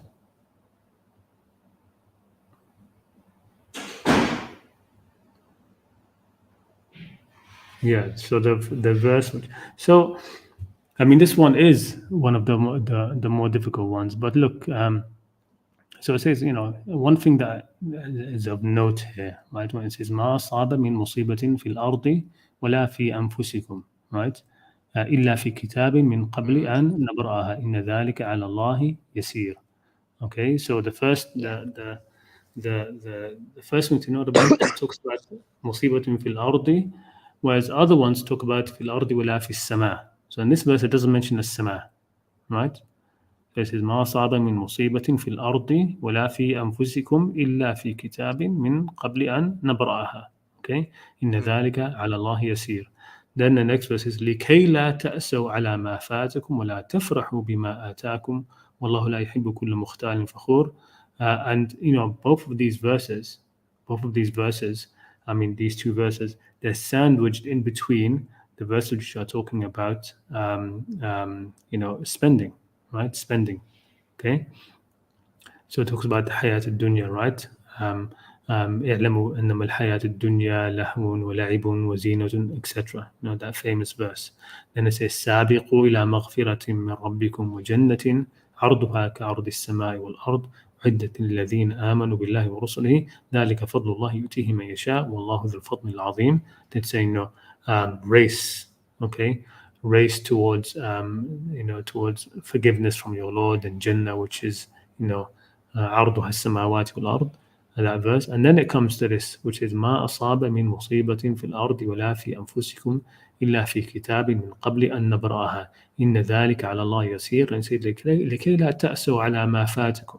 Okay, so you are not you know, despondent by what has passed you by. Okay, that the thing which has you know, that you're not grieved by something which has passed you by, and so that you're not overly, you know, boastful by what he has given you. Okay, so what I take that the musibah that's mentioned here, right, the musibah that's mentioned here in ard and in anfusikum are the sort of the natural you know, laws and things. So, you know, somebody who has a certain, like genetic dispositions, for example, that's a musibah within the person. Okay, musibah fi anfusikum, right? That's something which is already there, right? And it's sort of like, it's sort of written. Yeah, it's sort of like written fi kitab. Yeah, so something which is sort of like, you know, it's, so you could say it's written in, yeah, it's called written in the genetic code, for example. Okay, and then it says musibatun fil ard, okay, on the earth, right? What musibas are on the earth, which are written. Well, most of them are the, you know, the, like the earthquakes, for example. You know, like the earthquake that happened recently in around you know, Turkey and this, you know, about a week before they happened, or 2 weeks, there was somebody who he became famous because of this. Some Dutch you know, seismologist or so, you know, somebody like that, who was talking about, he was saying that, you know, this area, it's due for a major earthquake. It's due for it. Okay. And, you know, of course he said that and he was like telling people about it. And of course, then it happened, and then people went back and remembered that this person had said that, and he became famous because of it, right? Became famous, at least in the Arab world. I don't know about the English-speaking world how famous, because he wasn't speaking in English. He was in Dutch or something, right? But this is somebody who had basically read that kitab, right? He'd read that kitab, that there are certain things that are going to happen, right? And so because of that, you shouldn't feel, you shouldn't. There shouldn't be things that make you feel like so grieved, right? That God is the one who's sort of doing this to you. You know what I mean? There are some natural disasters, the natural things which are part of the natural world, okay, which are part of the musibas which are in this world, right? Including with health, right? If somebody, eats healthily, does everything right in terms of their health, and yet they have, an expiry date in terms of how long they can live, right? So that's something, for example, that's written. Okay, how long you can live if you have all of the best health, and there's going to be a time where you won't go beyond that. Okay, and that can be different for different people, right? It can be different for different people. So that's how I see these verses. I don't see them again as in something which is because also the thing about it, it says من قبل أن نبرأها, right? من قبل أن نبرأها. Okay, نبرأها comes from al-bari, right? Allah is al-bari. One of the words of his which means of creation, right? So nabra'ah, like bring it into being, cause it to come about, right? But it comes again, it's something which is coming about from previous causes, okay, previous causalities, right? So that's how I see those verses. But again, I mentioned at the start of this, that this needs a lot more contemplation. I said that also the last time we did a stream about, what's written and musiba. It's a big topic that needs more time to contemplate than I've been able to give myself, to be honest. But that's how I generally I see that. Yeah. I know, it's like a question that's been troubling philosophers, even secular philosophers for years, like the extent of free will. For me personally, I think the best explanation I've seen was it was, I think, like a Catholic priest or something. He said that the way he sees Allah or God's involvement in our lives is essentially as if again walillahi mathalu a'la, Allah's above any similitude, but he said that it's essentially like if you're in a helicopter and you're flying over and you looking or you seeing the ground crack and like an imminent earthquake, are you responsible for the earthquake? Or so God, because he has foreknowledge, is not responsible for our mishaps and stuff like that. But yeah, very interesting lecture. Do you mind if I ask you an unrelated question? Because this whole concept of Qadr is a bit complicated. Yeah, sure. Because I know that there's always going to be irreconcilable verses, when it comes to predestination. Like the other one that's always been troubling me is, I think I did mention earlier, وَلَوْلَا أَنْ كَتَبَ اللَّهُ عَلَيْهِمُ الْجَلَاءَ لَعَذَّبَهُمْ فِي الدُّنْيَا. Had God not decreed that they would be punished in this world, but for the year after they're going to have the fire. In Surah Hashr, Surah 59, God talks about the banishment of the disbelieving Jews. So, but yeah, okay. So anyway, so my question was, because again, it's too much thinking for so late at night. What's your opinion on the concept of khula? If you don't mind, there's a very common. It's like a Sunni concept. It's called khula divorce. They use the Sorry, you cut off.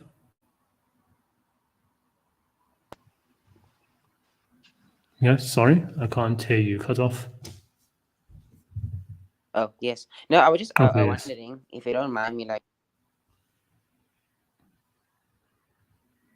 Sorry, you cut off again. Oh, man. It's not me, is it?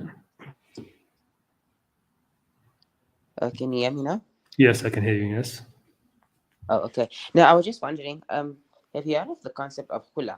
It's like a Sunni belief that, so the way Sunni is like the whole concept of divorce, basically, in the Quran. So, they afford men like the sole right to divorce and stuff. I'm sure like you're aware of that, like very patriarchal and stuff like that. But Yeah. they, which I'm not sure you agree with too, because I know most people that are more Quran centric, they don't really promote such a view. Are you the same? Yeah. No. Yes, I'm listening. Yeah. So Sorry, you cut off again. I think you've got your wires. Maybe you have to hold them a certain way. oh, sorry again. Yeah, no, because I'm Yeah. in South Africa, so the internet's a bit bad. Because here we have like load shedding, which is essentially like rolling blackouts. Okay. Like very bad. Yeah, we don't have electricity for like 12 hours a day, so we all on solar and stuff like that. Crazy. Yeah. No, I was just wondering. So the whole Sunni, they've like backed themselves into a corner with like divorce, where like they've essentially, like, even though there's verses in the Quran like ولا تمسكوهن تذرعن لتعتدوا, like don't hold women against their will, Yeah. stuff like that. لا يحل لكم أن ترثوا النساء كرها, don't, like, you know. Yeah. But what they've done is they've actually interpreted this one verse. I was wondering, how do I interpret it to avoid this doctrinal crisis of khula? So khula, essentially, there's like hadiths of it, where apparently women are allowed to divorce their husbands without their husband's consent if they ransom their meher or the dowry. So, Okay. are you familiar with the verse الطلاق مرتان فإمساكم بمعروف أو تسريح بإحسان? It's a verse. Let me find the number. It's verse 229 of Surah Baqarah. Okay. What does it say? If you recite the beginning of it, I So can. divorce is twice. So like irrevocable divorce is twice. Whether you believe it's a pronouncement or proceeding, I think it's more proceeding. Yeah, so like divorce is like you can have a revocable one twice. فإمساكم بمعروف أو تسريح بإحسان. And then whatever the outcome is, you should either retain them with kindness and goodwill or release them in a nice way. ولا يحل لكم أن تأخذوا مما آتيتموهن شيئا إلا أن يخافوا ألا يقيما حدود الله. It is not permissible for you, O men, because this is lakum, to take back anything that you might have given them, إلا أن يخافوا ألا يقيما حدود الله, except if you fear a breach of God's limits. So that's like you can't like take back anything you've given your wife or ex-wife in this case, which is like a similar verse in Surah Nisa. وَكَيْفَ تَأْخُذُونَهُ وَقَدْ أَفْضَى بَعْضُكُمْ عَلَى بَعْضٍ. How can you take back something when you made a solemn covenant with them? Then this is where they get this concept from khula. But I was wondering, is there a way to interpret it so that I can avoid hadith interpretation? Because فَإِنْ خِفْتُمْ أَلَّا يُقِيمَا حُدُودَ اللَّهِ فَلَا جُنَاحَ عَلَيْهِمَا فِيمَا افْتَدَتْ بِهِ. If you both fear not observing or not staying within God's limits, then there is no sin upon you both if you female ransoms it. So I don't know if this is grammatically correct, because again, like, I'm not like an expert. No, I guess what you're saying. So you're talking about this part where it says فإن خفتم ألا يقيما حدود الله فلا جناح Yeah, I was عليهما. surprised because even like the most Quran-centric people, they still have to adopt this concept of khula. So I know, like, even like Javed Ahmed Khamdi and like all these, you know, these people like you think are like the forerunners in progressive thinking. Muhammad Assad, stuff like that. Yeah. So I was thinking, could I maybe translate it to mean, so the way again that they are, so that they interpret it as if you both fear not being within the limits of God, like your husband is bad to you, or like you want an imminent divorce, then there's no sin upon you, woman, if you ransom your dowry. But then, like you see, that's where they now incorporate the hadith Yeah, of look, Bukhari. I think when it comes to this verse, and a lot of the verses when it comes to marriage, they're very sparse, right? A lot of these things, they talk about doing things by al-urf bil ma'ruf, right? And Yeah, just they give limits, like this verse, especially. Like it talks about just limits. There are just some limits that you shouldn't go outside of, right? But yeah, within those limits, you can do what you want, right? It's not for anybody to say, that's right, you can't do this, or don't do this, or don't do that. So when it comes to this, I mean, this verse, what I see from it, and again, I don't look much at this kind of fiqh, to be honest. yeah, The fiqh of marriage and divorce and things is not something which I look at much, but just just looking at the verse now, it just says yeah, fin khiftum, right? It's in the plural, so it's talking about everybody who's going to be involved in the divorce process, right? So the two okay, families, the things like these sort of things, right? So in khiftum okay, anna yuqima hudud Allah. So what that they won't stay within the limits of God, all right? And if keeping basically what's the verse is saying, if keeping within the limits of Allah can be attained by the woman, giving up part of her dowry, and she does that, right? Fi maftadat, she's doing that. She's doing it willingly by herself. Then there's no blame in that. There's no blame in that, and I don't see why there should yeah. be. I So mean, you're saying okay, that, so you can interpret that, yeah, because I was also interpreting that way, because no yeah, one else does. So maybe I was thinking like in a case where maybe like if the woman had to keep her dowry, it maybe would breach God's limit. So maybe like the husband bought her a car, but she now can't afford the insurance. yeah, And the only way she can afford the insurance is if she does something like wrong, like I don't know, yeah. Look, not pay her I'm employee. So very, in that case, she should like not give. yeah. I know it's like Look, so sorry, it's very what you call it, obscure stuff. I was just wondering if you yeah. agree with No, that. look, what I'm wary about. What I'm wary about in these sort of things is the Yeah, hypothetical, right? We look at these verses and say, "Oh, what if this? What if?" And a lot of times it's just divorced from reality, right? It's divorced from yeah, reality. When it comes to these kind of, funny. the relationships that people are in are very complicated. They're very complex, right? Yeah, Let's say,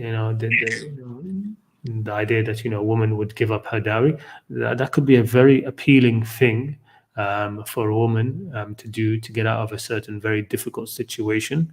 Okay, and other people, those involved in divorce could agree with that. I'm just very wary of looking at these kind of verses and just try to hypothesize about what people would want or not want, or do or not do, right? When it comes to these things, there's just limits, right? Within those limits, yeah, people are free to do as they want, right? And it's not for anybody to say, to tell them you can't do it this way or this way, or that looks wrong to us. Maybe we don't know the whole situation. We're not in the middle of that divorce. We're not part of that marriage. What was said, what wasn't said. Things that passed between them. There are things that can lead people to become to overstep a lot of bounds, right? So yeah, if keeping people within bounds, right? This is what this verse is sort of like pushing towards. That, let's keep everybody civil, basically, right? And let's do what needs to be done to keep everything civil. To have an amicable divorce, right? That could be a solution for that, right? And of course, it's not like the verse is being forced on. I mean, maybe people will force a woman to give up her dowry or something, but certainly the way the verse is structured, and it's been saying, it's not saying that people should, that if the woman should be forced to do that. No, and it's saying there's nothing wrong with her giving that part up, right? If it will help to establish um, the limits, the civility, keep things within bounds, right? That could be it, right? It could be, for example, that I don't know. I mean, I don't want to give very, very big examples. It could be, for example, a person, he's a husband, like now, for example, a husband who's spent a lot of time providing. He's done all he's put so much into the marriage, for example. All of his wealth has gone into giving her giving her gifts, jewelry, making sure she's living the best life, best clothes, etc. And when a divorce happens, a lot of those things which he has given, they're gifts, right? She will take them with her, right? And that could create a lot of bitterness or something, that the divorce happens and he's left without anything or something, and so she could, um, um, to smooth things over, give up some part of her dowry, right? I don't, but what I just say is that what I just say is that we should be careful. Um, um, Somebody who's in the middle of an actual divorce, okay, they can look at these verses and they can it can help guide things, right? We as outsiders just looking at this theoretically, right? It's too removed from us. It's too removed. Okay, It's like we certain can't. verses you can only appreciate when you're in that situation. Yeah, I I've mean, noticed you're that not a lot. gonna, you're not gonna. So, for example, Yeah, like I have a friend who's an attorney, and for him the verse on like Ya ayyuhalladhina amanu idha tadayantum, like the verse on contracts, it resonates more with him. Since I'm in med school, and I'm almost done, with me like the embryology verses relate more, certain things like that. No, but thank you so much. I really appreciate it. yeah. Brilliant. Yeah, so there's this verse. Thank you, Hassan. Thank you, Hassan, for posting that. Yes, وإن امرأة خافت من بعدها نشوزا أو إعراضا فلا جناح عليهما أن يصلحا بينهما صلحا والصلح خير. Yes. Right. So just make something. There's no blame on them to just reconcile some way, somehow make it work. Right. Or like I've even seen والصلح a خير. Right. translation. There is no blame on them. And even this saying at the end of this verse. Yeah. Sorry, and even at the end of it, it says, "وَحُضِّرَتِ الْأَنفُسُ الشُّحَّ," right? That people can, their nafs can become really inflamed out of this greed, right? So if you can alleviate that by some sort of sulh, you do that. Sort the issue, make it a bait, right? Reconcile, right? Sort out in some way. That's what the whole idea behind it is. And in the end, when it comes to actual divorce laws, we make the laws. Okay, we make the laws. These are, the hudud of Allah, just limits, right? These are hudud. Don't pass these limits. Don't go beyond these limits. Within them, we are free to do what we want. Okay, we're free to set up the divorce laws however you want, and a lot of the things in the Quran are like that. Okay, we don't have to be micromanaged, right? Because to be micromanaged means it's not going to be long lasting, right? When you're micromanaging something, it's you shouldn't have like a parochial view on God's verse. Yeah, it doesn't. It becomes less universal, right? Yeah. The more you get into details, the less universal something becomes, right? Sorry. And so there's also the other verse, right? Yeah. Sorry. Yeah. Do you mind if I ask you one more question? If you don't. Go ahead. Let me just say that there's somebody else now, Alan. Just I'll be with you soon. Let me just. Sorry, Alan. I'll be very quick. I'm not sure if my question was. Listen or it's in the private. I read go a ahead. very Sorry. fascinating article. It was a research paper by Juan Ko. He does historical critical scholarship of the Quran, and he like Western scholars, they like to approach the Quran from like a purely academic perspective and Quran only, so like solely, because most of them, they don't really believe in the historicity of hadiths. So like I'm sure you're familiar with those people, like I don't know, like Harold Motsky and them. But anyways, he postulates that the hypocrites were actually, contrary to like popular Islamic thinking of like Abdullah bin Sahih and all of those people, he said that the hypocrites were actually a group of migrant Muslims that migrated with the Muslims to Medina, and along the way, so they were actually part of the Yeah, that's right. Muhajirs. Yeah, So there that weren't is actually exactly. an existing group in Medina like that had the power, and then when the Muslims came, they got, because he cited the verse يقولون لئن رجعنا إلى المدينة ليخرجن الأعز من الأذل, that once we return to the city, the powerful will expel the weak. So he said that this hypocrites were actually the poor migrants in Mecca that migrated with the Muslims to Medina. And then that verse, they stated that this was before the conquest, that if we go back to the city, if we go back to Mecca, so the Medina in that verse is Mecca. If we go back to our homeland, like in Mecca, then the pagan rich people will just expel us poor people, which is why then he said the hypocrites, God always talks about the pagan client relationship, because they were still trying to maintain ties with their pagan brethren from whence they came in Mecca. So essentially, he said that the hypocrites were actually Meccans that were. Yeah, no, that's that's definitely true. If you look at if you start do to you read agree with through that? the Quran, you Yeah. find that the main nifaq, the heavy nifaq, and nifaq that's criticized the most in the Quran, is the nifaq of the among the muhajirin and the Quraysh nifaq. The Quraysh nifaq was the main nifaq being criticized in the Quran, but it wasn't the poor, wasn't the poor ones as much. Okay, and there are many signs of that which show that that it was. I mean, even you have the hadith, right? That why did the Oh Prophet yeah, say the hadith of the Yeah. niyyah? No, of the of intentions, right? من كانت هجرته إلى الله ورسوله فهجرته إلى الله ورسوله ومن كانت هجرته للدنيا يصيبها أو امرأة ينكحها فهجرته إلى ما هاجر إليها.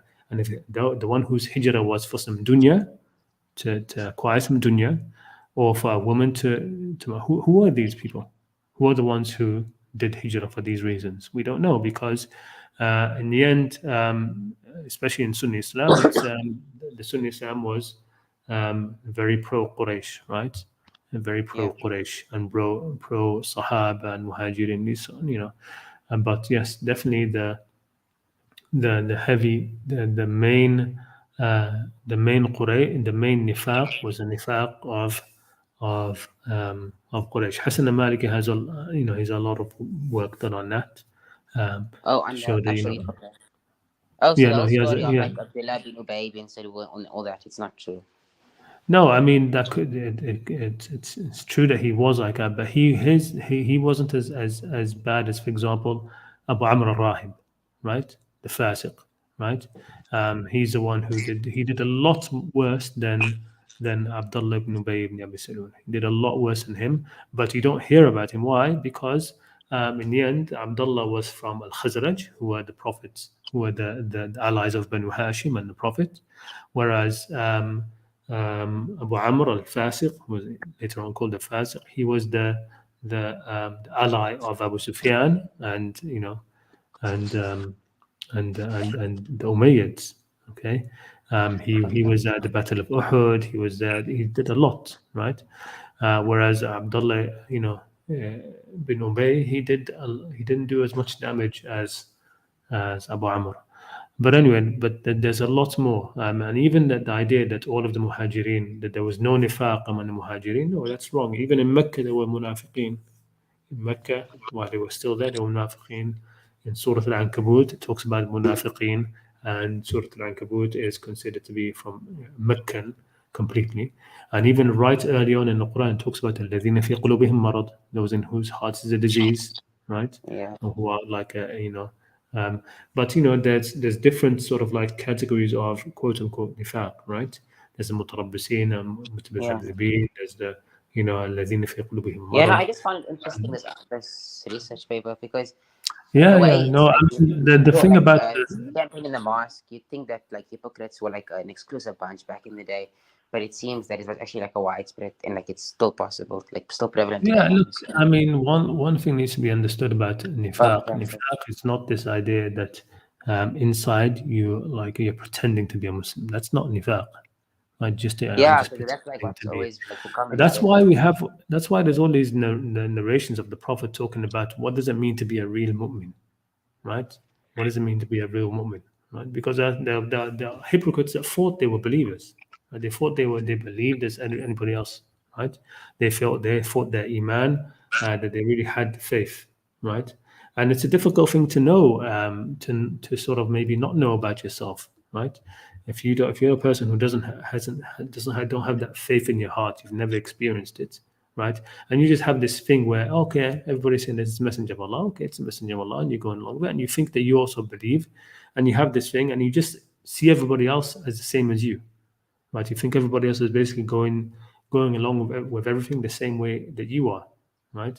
That's why you have these narrations about the person tasting the sweetness of faith, okay, or what a believer is like, right, or what a hypocrite is like, right. Well, what is a munafiq? The Prophet said, the signs of a hypocrite: when he speaks, he lies, right?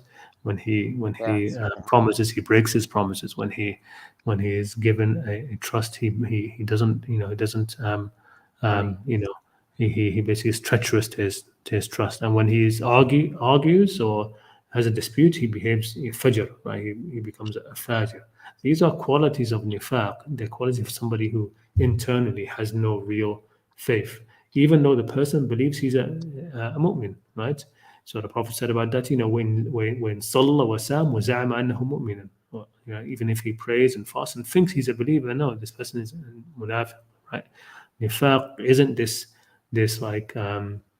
babyish idea that people are just pretending to be believers, but they're not believers. That isn't it, right? إن المنافقين هم الفاسقون, right? It's linked to fisq, right? Nifaq strongly linked with fisq in the Quran. Okay, so it's essentially someone that. So how would you differentiate? You want me to give it to you in a raw way? Look at the way that some of the most fanatic, like Salafi preacher people behave. That's a munafiq, right? The way they behave, my God, it's as if they don't believe in God, right? It's like they have no iman, literally, right? That they will create lies, all right, just to support their sect, right? So they believe, for example, in slandering, for example, Shia or the people, just to turn people away from that, right? They think they're allowed. They can cheat people who are not on their madhab. They can do this. The way they behave, and the vulgarity that they speak, the way they the harshness that they have, all of these things. Yeah. And at the same time, some of these preachers, they have so much money, right? So much money. They're just filled with money, and they're to praise each other.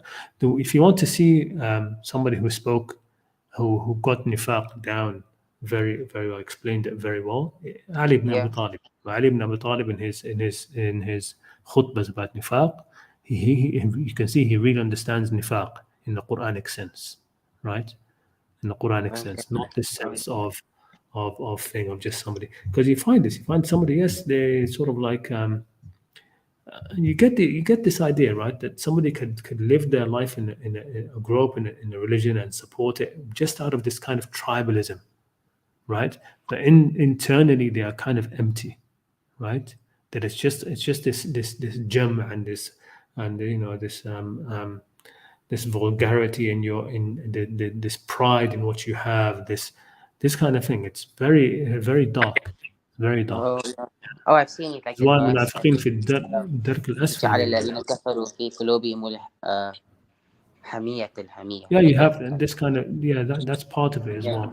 You have this kind of hamiyya as well. But I mean, really, when you start to look at it, it might seem a surprising thing to say that because I also thought that the character that say it again. Sorry, no, yeah, because I agree with you. I also always thought that a hypocrite is someone that had no faith.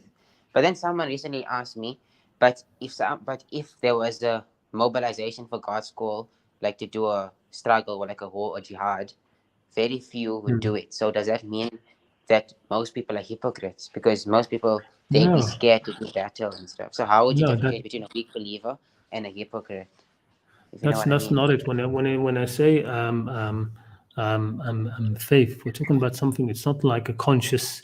It's not this conscious sort of like I believe. It's not dogma. Not having a dogma and accepting a dogma or not accepting a dogma. Okay, it's something which comes out in the person's actual being. The person actually has this the feeling inside that he is accountable, that God is watching him, right? It's not that just God has his back, right? There's not this mentality in the mind that God is on my side, right? And he's and chosen people, right? I'm going to go to Jannah. No matter what I do, I just say La ilaha illallah Muhammad Rasulullah. I will always go to Jannah, and this kind of this in the heart inside a feeling of that God is watching you. That one day you're going to be called to account, to be cautious in your actions, and to have that, and for it to be linked as well with your fitrah, right? That you understand, that there should be a break inside you, right? If the person who has iman, and then his belief is telling him he can lie or steal, there should be a break between that. If the person has real iman, real faith, okay, there will be a break between what they have in their heart, having their dogma in their mind, right? In terms of just somebody being afraid of the battlefield or these kind of things, yeah,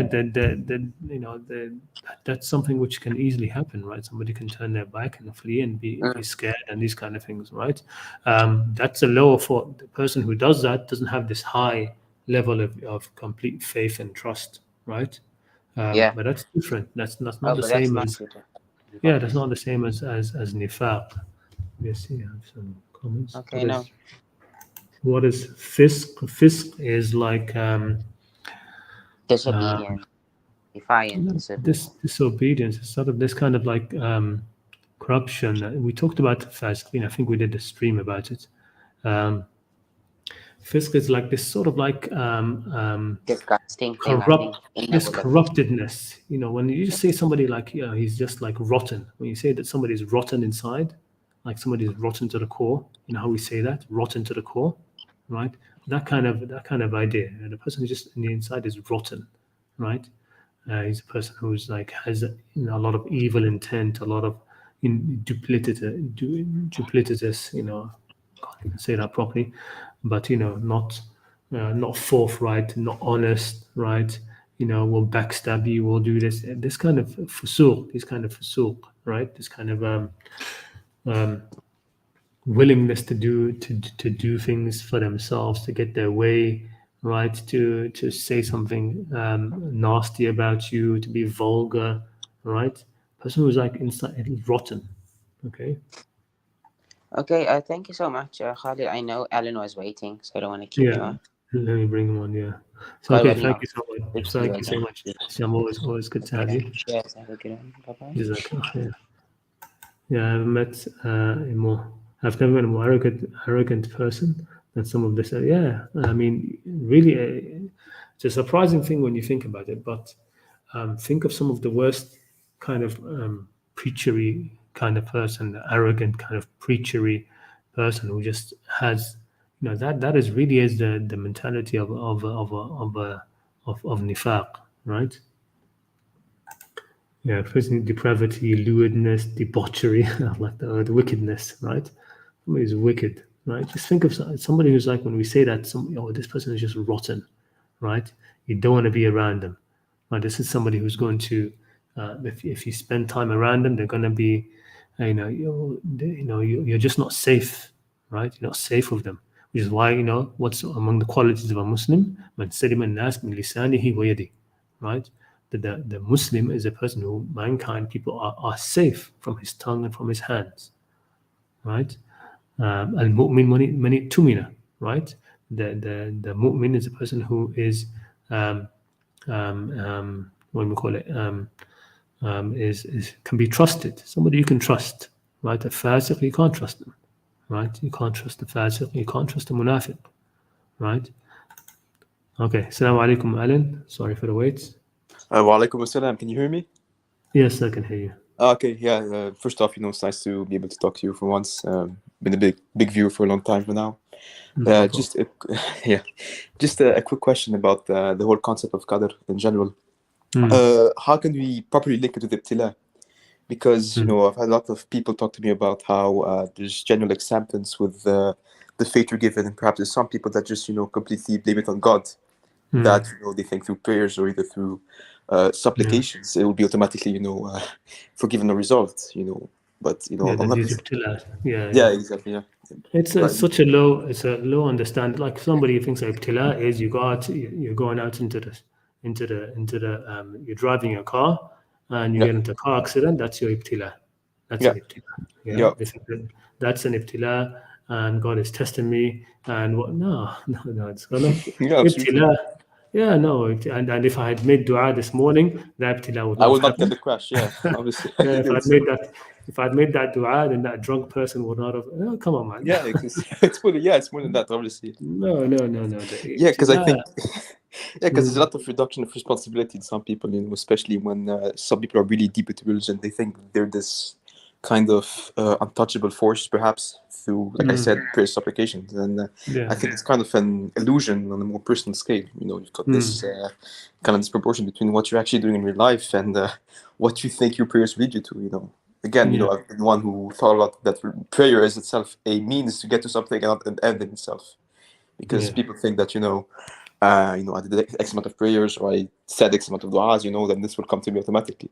Because I've had a lot of personal experiences where people came to me and said, for example, once I had trouble sleeping, I told him, man, I'm feeling tired daily. Do you got any advice?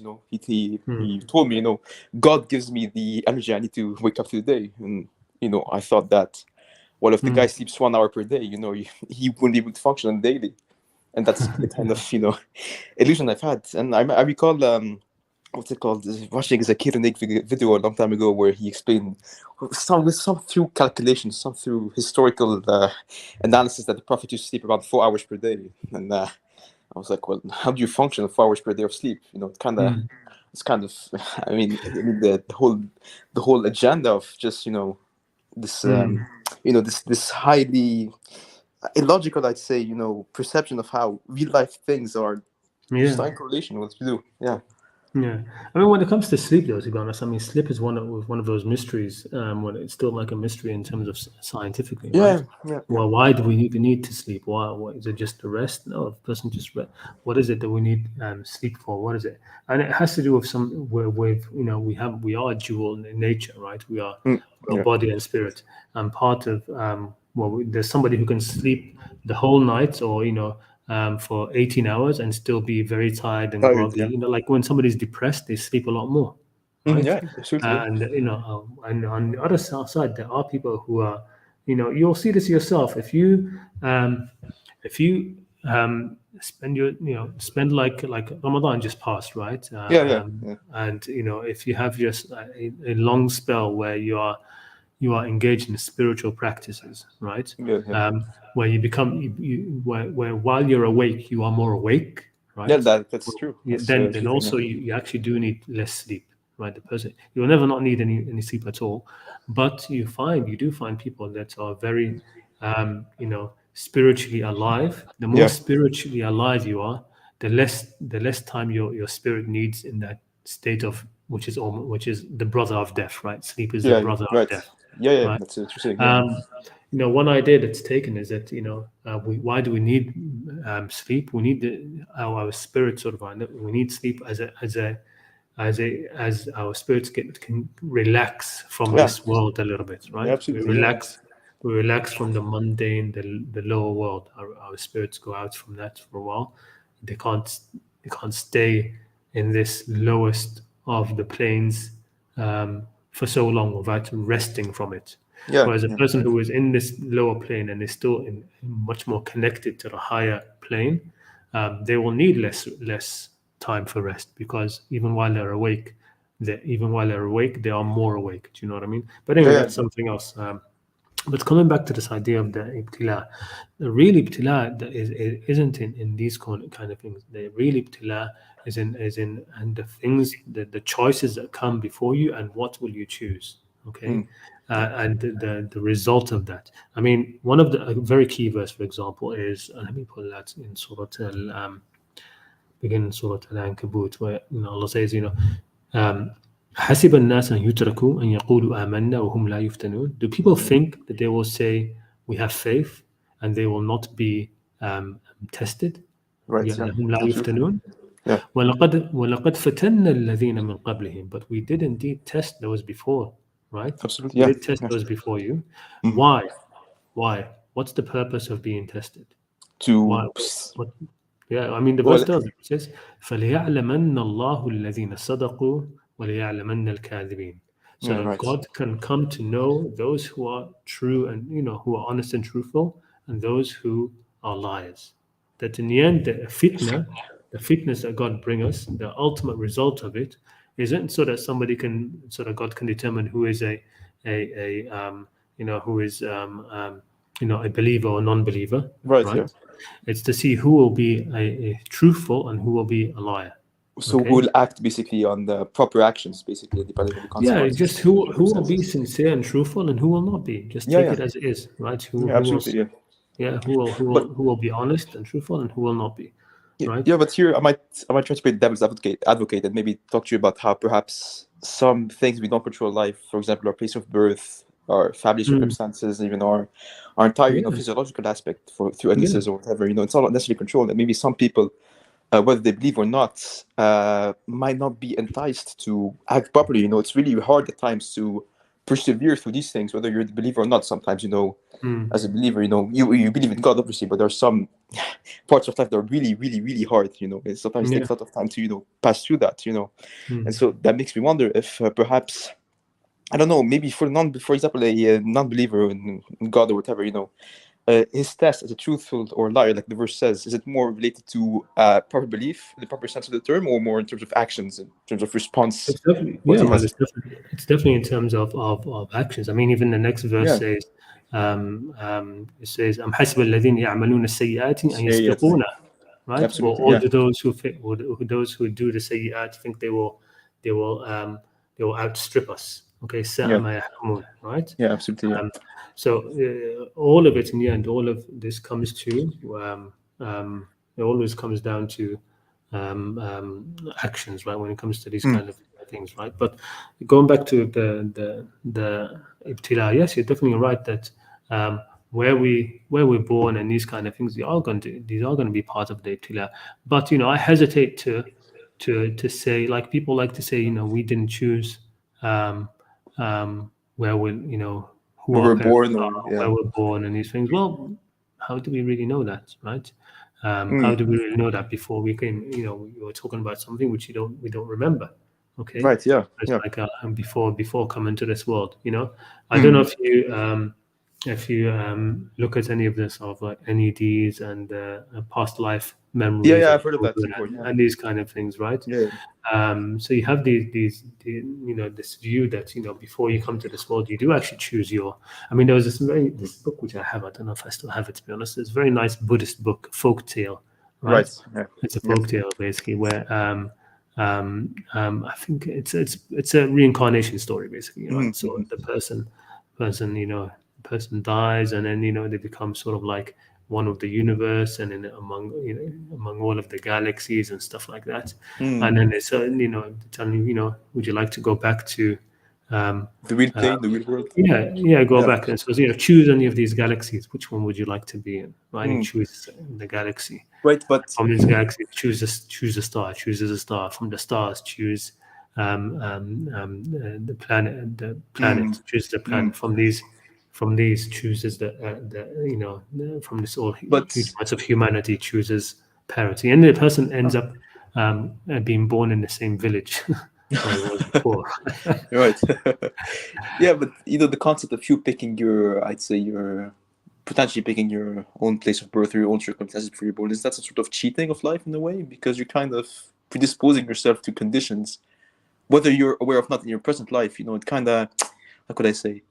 it kind of defeats the whole purpose of, unknowledgeably, or at least, seeking knowledge to the real life without circumstances. Because it's like an exam, for example. If a student does an exam right, and he has all the predispositions given to him already, what's the point of the test in the end of the day, Yeah, Because, no, I see what you mean, but Yeah. I mean, I don't think it's going to be like, okay, again, we're talking about a world or something we don't understand, right? Yeah, obviously. So what in terms of that process, is it like, oh, I have, I get to choose this, I get to choose where I'm born, and I have a sort of like a foreknowledge of exactly What happens? these parents are going to be like, or what I'm going to be like, or what my body will be like. I'm not sure about that, right? But it could be that we do get to just choose certain things, right? So, an example, like there's that one famous story of the one kid who had these past life memories, right? Where he previously he was this fighter pilot and he died in World War II, shot down by the Japanese, etc. I think I shared it in the community page. So the interesting thing was that there was this one time where they're talking about, I think what it was, the father, that's it. The father says to, I just love you so much. He says to the chin. He goes, yeah, well, Daddy, I knew you were going to be good parents when I chose you. Yeah. Right? I knew you were going to be, I thought that you'd be good parents when I chose you. And like, what do you mean? So, well, I chose you and mommy, when you were in the pink hotel. Right. And it turns out that was they were in like some pink hotel someplace in the vacation. That's when they decided to try to have a child. Right. So how does it all link together? I don't know, but we don't know, it becomes we don't know. But in the end, whatever circumstances we are in, our ibtila, right, the way we go about it, you just have to you go through it, right, as best you can, and Allah basirun bil ibad. God will look at each person individually, right, and how they go about it. There are some things, some people say, they have this idea that the verse "La yukallifu Allahu nafsan illa wusaha," that no God's test, not within the soul. that no test will come to you except that you'll be able to overcome it. And that's not what that verse means. Okay, that verse is talking about taklif, about what God enjoyed, like what God enjoys. Taklif is like, God tasking you with something that you should do, like like to pray, to fast, these sort of things, right? So God doesn't task upon somebody to try to do something beyond that they can bear. So if you come into a situation where you can't bear it, the verse is saying this really. If you're in a situation where you can't do it, you can't bear it, God is not going to hold you to account for not being able to do it, right? There isn't that any situation you find yourself in, it means that God is saying you'll be able to do it. No, sometimes that's absolutely there are some times where you're not going to be able to do it, right? There are some cases where it's too much, right? There are some times where you're tortured this much, or this happens, or some really big tragedy or something. God isn't going to expect you to be able to get through something which is more than you can bear, right? Some people, causing fitna for you, like we said before, وَمِن النَّاسِ مَن يَجْعَلْ فِتْنَةَ لِلنَّاسِ كَعَذَابِ اللَّهِ. There are some people that persecute other people. That persecution is not a punishment from God, and nor is it a taklif from God that you will definitely be able to rise above it. You might not be able to. Some people, have their minds broken. They become very. But God sees all of that, and each individual. He's aware of those things. He takes each individual. God is not going to judge somebody harshly over that. Like somebody, for example, tortured so much that they recount Islam, and they say, I can't, how could God do this to me, and this, this. These kind of things. People can fall into that. Exactly. That's true. It's not something that's so ridiculously. It's not something that you can say that God is not going to show mercy to somebody who's had who's had this, Yeah. he's been put in such difficult situation that all he does now is just I curse God and curse this and that. Yeah, no, I hate that. He's been really put in a difficult situation, and so God will be understanding with that, right? Yeah, So yeah, absolutely. when it comes to ibtila, right?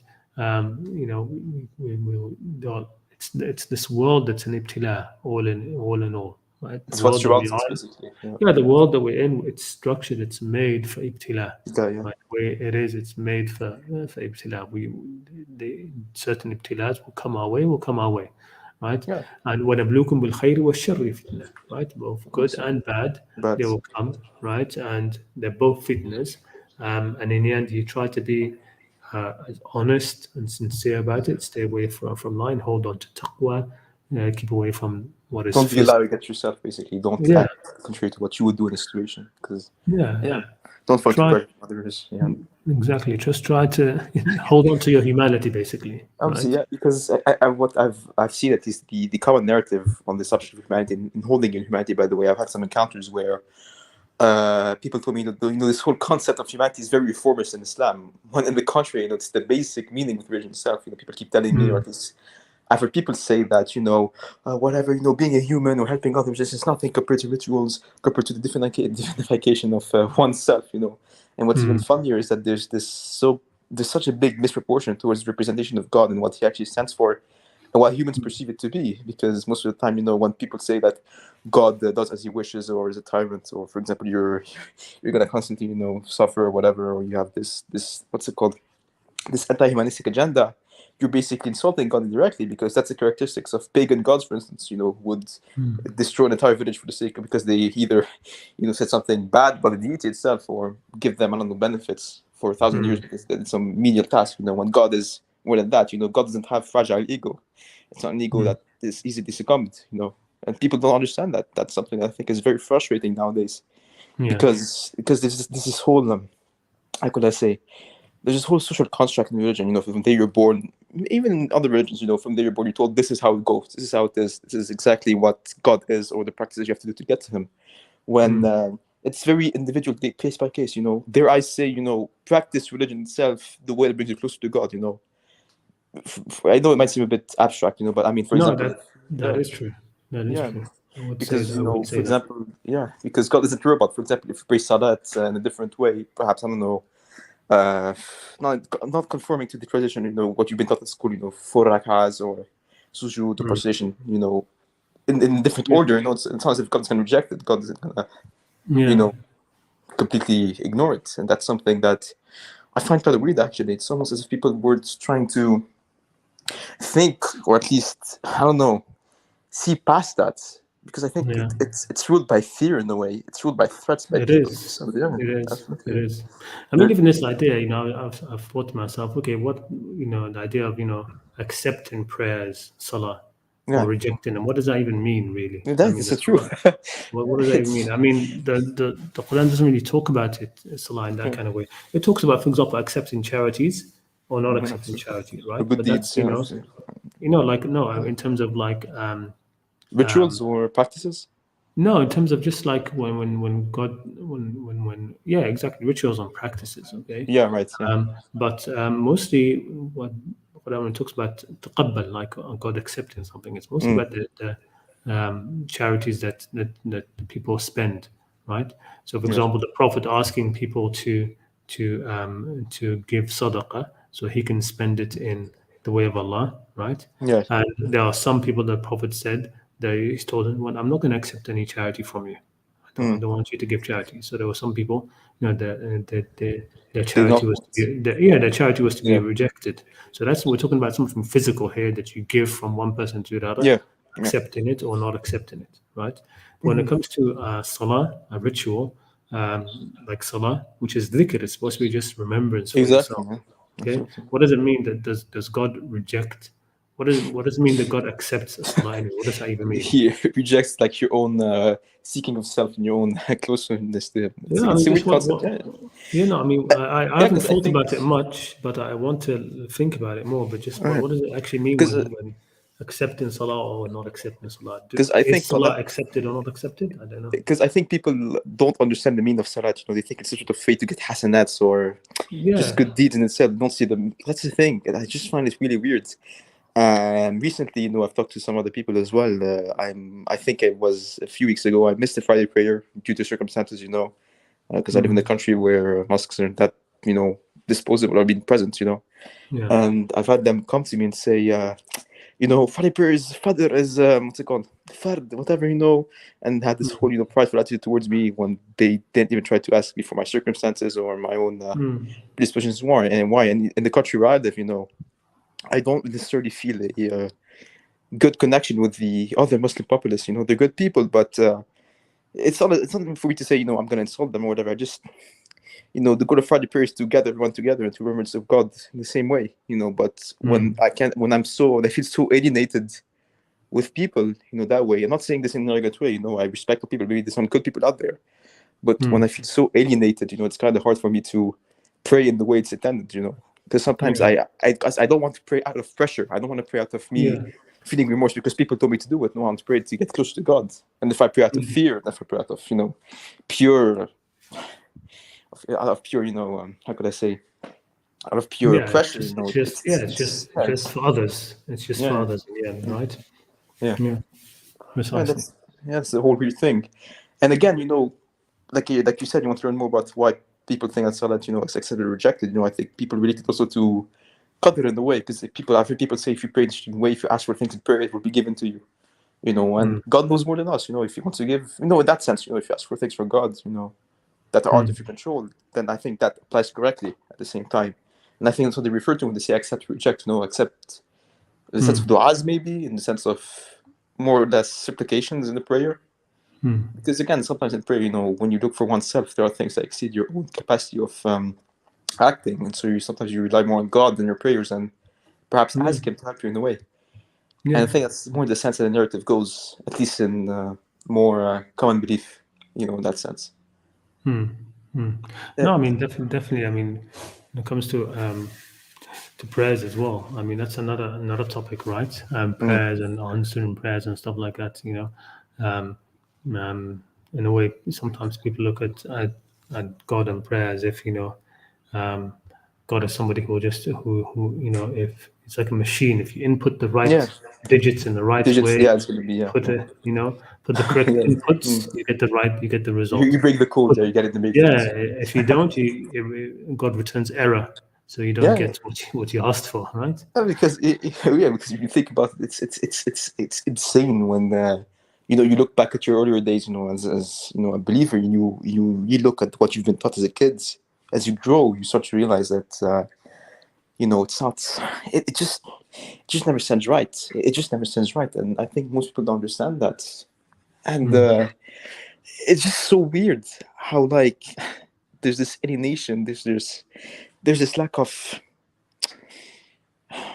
independence, I'd say. Dare I say, lack of independence in both the mind and both the spirit and both the heart, compared to dogmas, basically, compared to what people tell you and what they don't tell you. And that just so even in social media, for instance, right, with all these Muslim apologetics, if I might call some names if you don't mind, Muhammad Hijab or whatnot, and all these dawah channels, you know, it just, I think it also corrupts the mind of all the children, you know. Because something I might have noticed, you know, I'm a fair bit young, if I might add. A lot of people.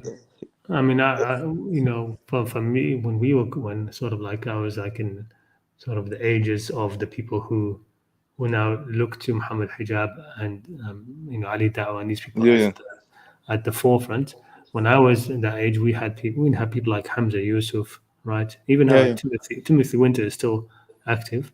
But you know, it was people like Hamza Yusuf who were really on the main stage, and you had Ali Jifri and Noor Kala. You had a different sort of people. Now I look at it and think, my God, how did it become that bad? Muhammad Hijab and these people are the basically spokespeople for Muslims online. I think it's related to continue. Sorry, yeah, I didn't want to cut you No, off. I think it's just because they left a gap. People like Hamza Yusuf sort of like become more recluse. He's sort of like now very focused on just Zaytun and being a president there, and a lot of his talks and lectures and things that he does now are with other Western intellectuals, Chris Hedger and people like this. He's not reaching out for the youth, and that's one thing which is really important to remember, that there's always a new generation of youth coming up, and they're scrambling around looking for answers, for answers and guidance. And if Muhammad Hijab and people like these, people are reaching out to them, and people they can relate to and who are speaking their language, and then they're the people who they're going to fall under with. Obviously, the influence, right? Yeah, so there's not enough being done by sort of like the more mature elements of Muslim leadership to be relatable and reach out to the young, right? And that isn't there. Because on that note, I think what's happening nowadays, it's less of a religious question; it's more of a political aspect of things. It's more the East versus the West nowadays. It's just about my religion and this, because people keep talking about those who drink alcohol, those who practices that are problem nowadays. It's become very political, hasn't it? It's become like liberals. It's all talk about liberals and the Republicans and the Matrix, Andrew Tate, whatever. Exactly. Andrew Tate, the whole masculinity thing, and people becoming. Even people converting to Islam now because they think it's so like macho. Right? That's how it is, right? People are converting to Islam because they think it's a red pill, right? And it's macho, and it puts women in their place, and it makes men stronger. Makes men stronger, and it fixes all the problems. If somebody does something. If somebody does adultery, then Islam gets stoned to death. That's fixing the problem. My God, what happened? No. That's strange, isn't it? When did stoning to death in Islam? Yeah, when did it become to be something which is admired? No idea. and a reason to convert. Isn't it amazing? People converting to Islam now because they stone people to death if they commit. If a woman sleeps, amazing. But also might add, I think it's also related to this not necessarily Bible culture, but also practices that are done nowadays by young audiences, drinking and sex like that. Because this is a strong sense of guilt. A strong sense of guilt within young people.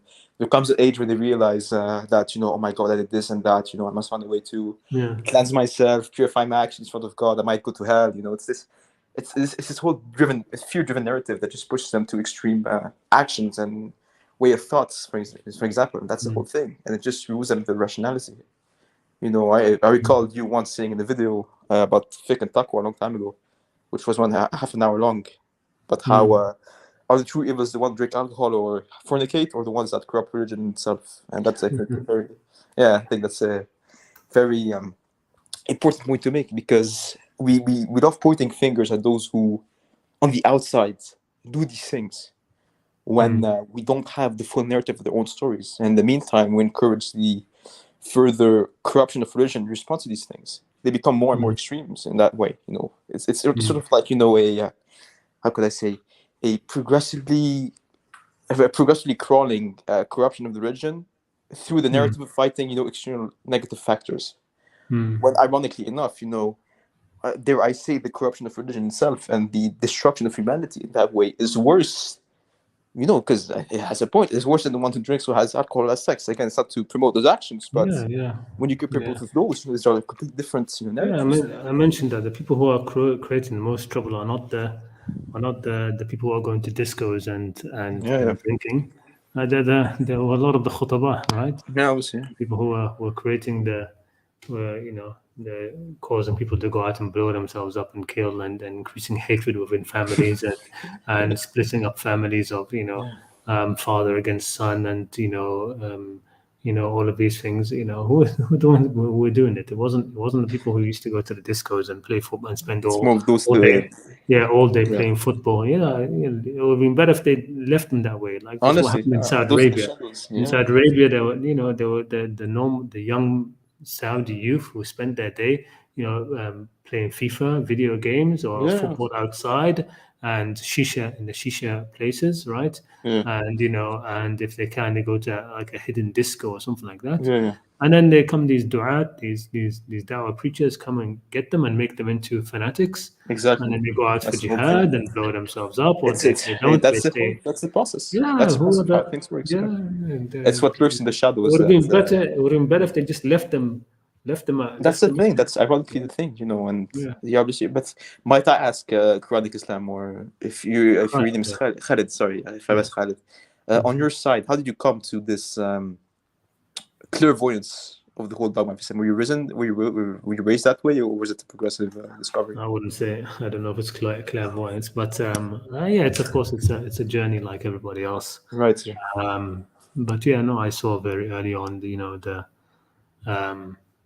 sort of when I was in school, secondary school and things like that's when I started to become more religious, just by spending more time reading the Qur'an. And I went through read the Qur'an. Of course, didn't have any access to tafsirs or anything back then. It's pre-internet, right? Those golden ages, right? Pre-internet. And so what did I read? My dad had brought Abdullah Yusuf Ali's translation. So I read through all of that, with all of the footnotes, and so I slowly read through all of that, and that was my first thing which I read properly.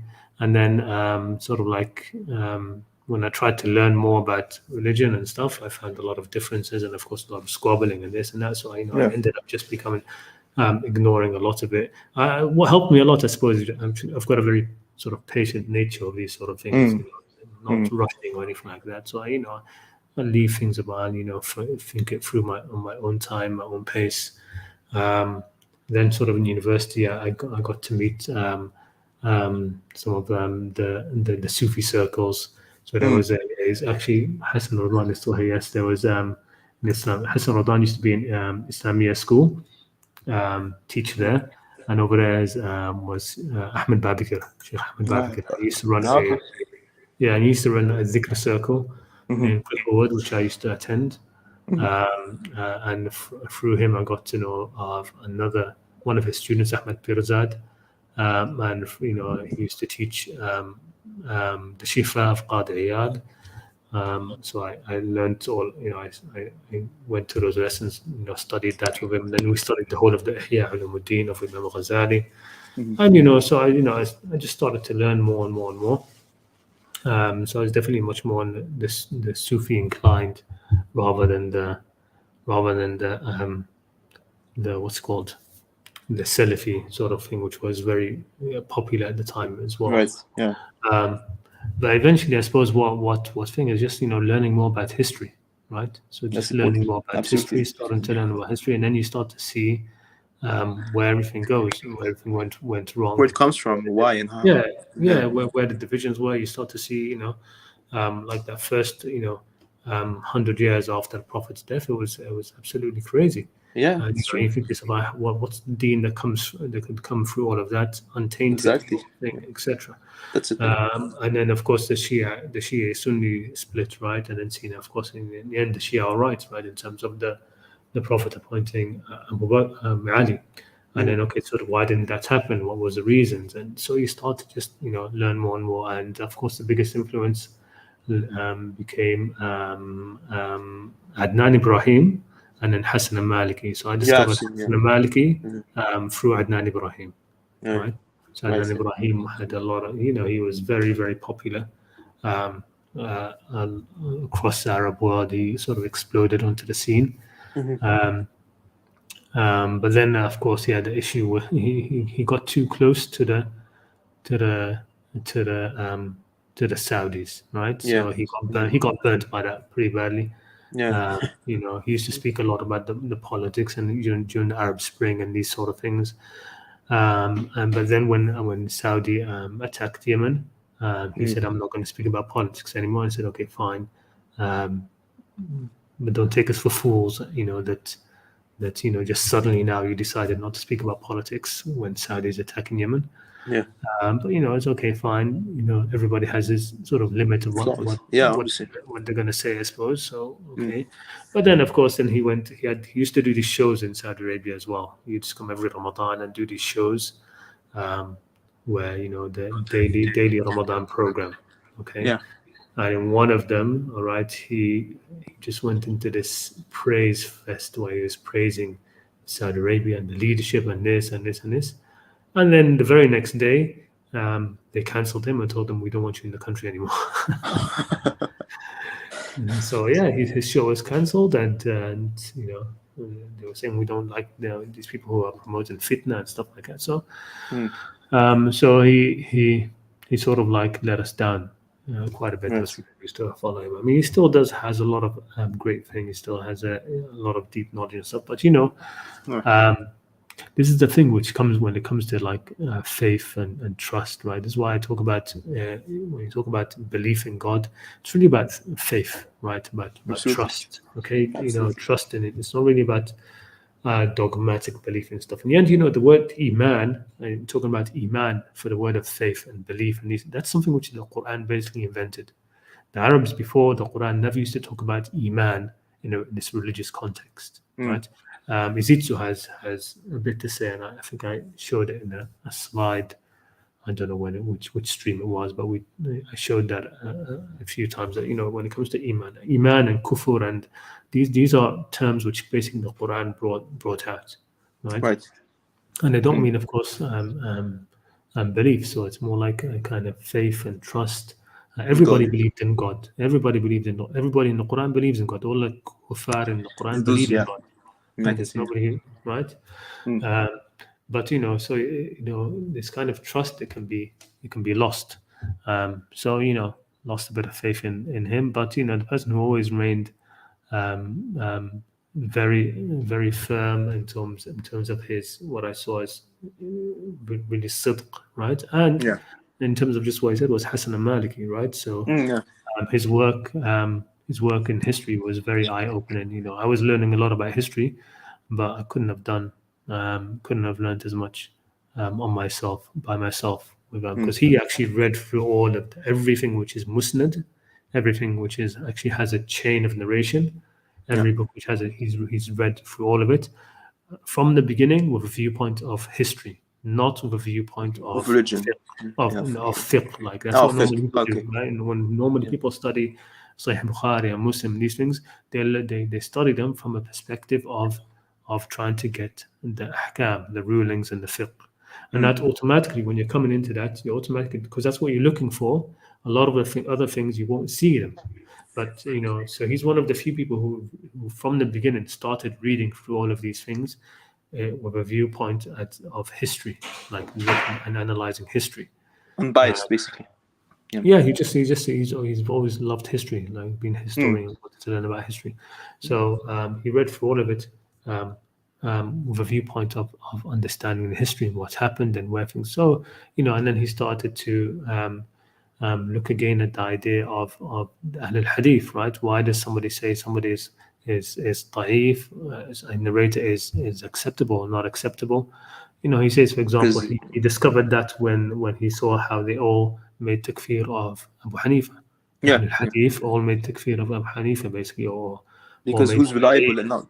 Or made him da'if, or made him, rejected him, etc. That sort of thing, right? So it was all, of course, it was political. In the end, you find out that the Hadith were just political. They're a club. They're a sect as any of the other sects. Because what confused me about the whole line of transmission is who decides who's reliable, not reliable. That's the whole thing. It's such a such a funny concept. It changed as you go from. Early on, it wouldn't matter the person's sect. They would accept the hadith from the person who they consider to be truthful and reject them from the person who they considered liars. Later on, it became such a thing that they accepted the hadiths of the person who's from their own, who has their own dogma. Even if the person has been proved to be a liar, even if the person has said they've lied, right? Or they've invented hadith, they will still say he's thiqah, he's acceptable. And they will reject the hadiths of the person who is from a different sect, even if he is truthful. Totally So agree. then it just became completely sectarian, right? Yeah. So that had a lot of things. Anyway, so the point is that slowly you start to as a journey, uncover right? things. Yeah, you Yes, true. discover more and more, and you discover how much of our deen is just really influenced by politics, influenced by the History by race. humans, basically. Yeah. They say we need all of this so we can interpret the Quran. Well, where are these hadiths which interpret the Quran? There are That's no. the thing. Yeah, there are no hadiths in Quran. I mean, I did that series, that short playlist, going through the hadiths of Bukhari and Muslim, and I wanted to follow up by doing Ad-Durr al-Manthur of Suyuti. Suyuti made this work where he basically did it. It's a work of tafsir, he says, but it's not really tafsir. It's basically for every verse, he brings out all of the narrations about it, right? Yeah. And if you look through that, there's basically nothing from the Prophet, and what is from the Prophet either contradicts the verse itself or is meaningless. Exactly. It has nothing, no relation. It doesn't teach you anything, Yeah. or obscures it. Everything, all of the rest of the things which are explained in the Quran, they come from God. from this person, from that person, from this person. It's all just. There's nothing from the Prophet explained in the Quran, which means what? The Prophet did not explain the Quran. The Quran, he didn't give us a singular meaning of the things. For us, it would be, And then when It's it comes to universal. and even when it comes to the Sunnah and these things, the Prophet never said to follow the Sunnah. Exactly, yeah. But the thing is, I'm going to play devil's advocate again once more. People say, the Quran says follow the Prophet as a verse. What's the counter to that? Because they interpret that as following the Sunnah itself. Yeah, I mean, they changed that. It means that you must follow the hadith. You can't follow the Prophet. You can follow the, and even take for example a hadith in which God narrates in the Quran, right? Yeah. He says, قل لا أجد فيما أوحي إلي محرم على طعام محرم. I forgot the verse. Let me try and pull it out. But the verse says that I find nothing haram from anything that you can consume except that it is, and list the things, right? Yeah. These are the only things which are haram. And then that's the Prophet saying that, right? He must have said that. Yeah. He must have. He's commanded to say that. He must have said that. Yeah. Right. So that's one of the things which you can obey the Prophet even now because God is telling us that He said that, right? But I remember. But in terms of sorry, continue. Yeah, in terms of like the verse of obey the Prophet, yes, obey the Prophet, not the hadiths, not what somebody said that he said. Yeah, it's not that. Right? Yeah. But I do recall once reading or listening about Muhammad Shahru's interpretation of the verse itself. It relies more on his caliphate position back in the day and how we had to obey the Prophet due to his sultan being given by God at the time, and he gave it a more contextual, meaning at least. I mean, you obey the Prophet. He's in front of you. Obey him, but it's a world away from obeying him now. 1,400 years later, in a different country, in a completely different circumstances, and then you're going to accept the narrations narrated about him, written down, orally, first of all, transmitted by meaning, orally. And by the way, we don't even know through how much. I mean, I still need to do this, the part 2 of my reaction video. The Sunnah and Quran read. With doctor or something. That. But, a lot of the early narration was just rumors, just people talking. Okay, there was no Senate. There was nobody narrating, saying who they narrated from. It was all just people taking things up and saying it. And they wouldn't say who they got it from. Right? Yeah. They wouldn't say who they really got it from. That was going on for over 100 years. And then you're going to take this narration and use it to tell you how to behave in North America 1,400 years later. No, it just doesn't work. And besides which, like I said, the Prophet never said to follow his Sunnah after him. When the Prophet knew he was going to die, and he made his famous speech at Ghadir Khum. He said to hold on to the Quran, and the Quran will keep you, etc. I mean, maybe I should put that in the reaction video. But he said, hold on to the Quran. And then after that, he said that to hold on to his family, and he appointed Daddy. Right? And the reason why he said hold on to his family, because he said that God had told him that they would not separate from the Quran. Right? They would not separate from the Quran. And the reason for that is basically the critical moment for any religion. Is that transition from when the Prophet alive, towards the people. from when the Prophet is alive after he's dead. That's like a make or break moment. Exactly. If things go wrong there, then they will just get worse and worse and worse. But if what things go right there, then they will be kept straight, right? And also, and it has to do also with the Tulaqa and Quraysh and the Munafiqeen. Like if you read Surah At-Tawbah, which was one of the last surahs to be revealed, it's very heavily against the hypocrites, because the hypocrites were increasing. When you read the Quran chronologically, you find that the nifaq is increasing. Right? It's not decreasing. Okay, there's more. The nifaq at the end of the Prophet's life was worse than near the beginning of Medina or any other time, right? And so the one person who was not swayed by the nifaq, by the munafiqeen at all, was Ali, right? Yeah. So, saying all this, people think, okay, but now you're promoting this hadith. No, you don't need to. It's common sense, basically. It's more. No, I mean saying that even without accepting like the Ghadir. The hadith. Okay. No, I mean Ghadir, and that the Prophet had appointed Ali and stuff like that, and he's saying that hold on to these two things, and you as Ummah will never go astray after me. In that same hadith, he's saying hold on to the Quran and you will not be misguided, right? Yeah. The other part is just about as a Ummah as a whole, for the Ummah as a whole to never be misguided after him. They needed to have that anchoring after he passed away, right? That transition had to be done smoothly, but it's not needed. With the Quran alone is more than enough. Half the Quran is more than enough. Yeah, exactly. Absolutely true. Yeah, but back on the whole Sunnah narrative of the Prophet itself, and the disproportion between our time nowadays and how conditions have changed. I remember once during Ramadan encountering someone who told me, why do people, calculate the moon's transition from a full moon to a crescent, right? And he told me that, that's contrary to Sunnah, because Prophet also had these technological advances and could, didn't rely on mathematics to say whenever Ramadan starts or begins.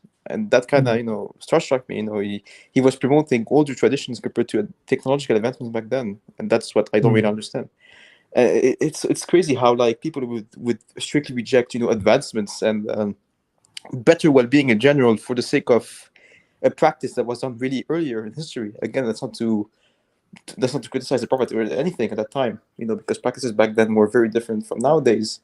But it's insane how sectarism is fighting against the progression of humanity altogether and our general well-being, even to the point where we start, criticizing technology in itself and even some other concepts, even relating that story. And I just find it kind of weird in general how people would even not see past that. Like I said, someone who comes in here and tells me that, you're not supposed to calculate whenever the moon's going to go from a crescent to determine the date of Ramadan, then just, counting on older technology, for the sake of keeping tradition alive. It's just weird, you're getting a more precise thing for a less precise thing at the same time, which actually helps us more than just hurts us. It's not the Prophet. I mean, the amount of talk that happens all about that is very uncalled for. And we did. I think the very first stream we did was because I started these in Ramadan, right? Yeah. Not last Ramadan, not even the one before that, the one before that, I think. And we were talking about the whole issue of fasting. In the end, the fasting, the point of it is to complete the number of days, right? Yeah. In the end, it's to attain taqwa and to complete the number. Right? To complete the number of days. And so the arguing over, there's so much dispute over when to start and when it finishes. There's no need for it as much, because in the end, as long as the goal of fasting is supposed to be taqwa, and that gets missed when people are just berating each other about when to start and when not to start, and it gets thrown along the side. The verses which talk about Psalm, كتب عليكم الصيام كما كتب عليكم من قبلكم لعلكم تتقون أياما معدودات. Right? And then it talks about, it's talking about a certain number of days, and then it introduces when to do it, which is in Ramadan, etc.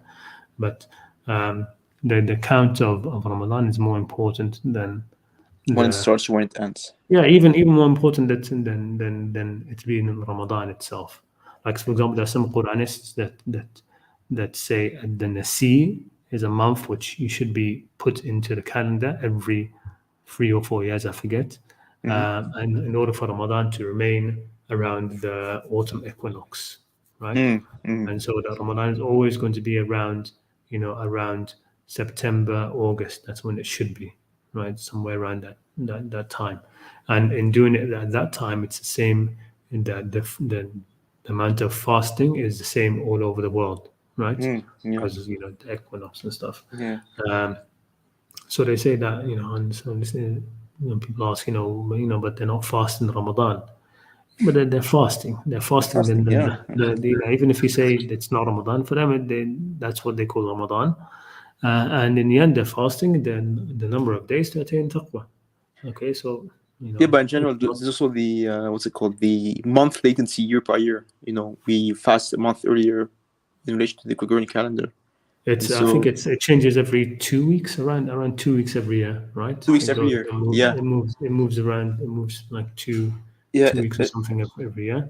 But yeah, they incorporate a month into the calendar, which the Nasi they call it, which it's just like the Jews apparently they have a solar lunar calendar, where that's what they do. They have a lunar calendar for the months, but then they incorporate an extra month every few years in order to so the months don't shift too much. You know what I mean? Anyway, that's just so I don't know how we got into that. I know, it's kind of weird.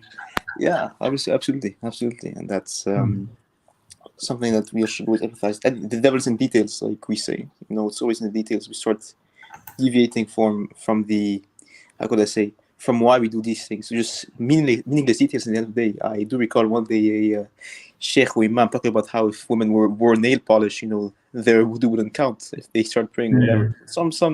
Some weird stuff like that about menstruation, that you have to, this whole linear amount of details and steps you have to follow to. It's insane. It's to the point where it's not even accessible anymore. It's like, okay, how do I become Muslim now? Am I Muslim? If I don't follow this stuff, it's mind blowing. It's nail polish, and you must use nail polish, which allows water to go. It's so weird. It's so weird to the point where it just alienates everything. It alienates people from everything in general. And what's even worse is that that misconception, that misrepresentation of religion, fuels further hate towards us and hate towards everyone else. It's a cycle. Some people say, Islam is the devil's work. Some people say, Christianity is the devil's work, and vice versa. And further and further enough, people do not represent Islam as what it is to other people, and also other religions have been corrupted at the same time. So it gives this negative perspective to everything. We blame other people for not converting. Some people do that, but that's not the main question here. But the main problem is, how do you want someone to believe in a religion that is so corrupted, that is so misrepresented by yourself? You have no one other else to blame but yourself. That's what. The thing about it is, you find that people, as they come, the converts, right? People when they're coming into Islam, right at it's sort of like their level of quote unquote guidance is increasing as they're investigating Islam and they're coming closer to it, right? And they're told all the beautiful things and how simple it is and this.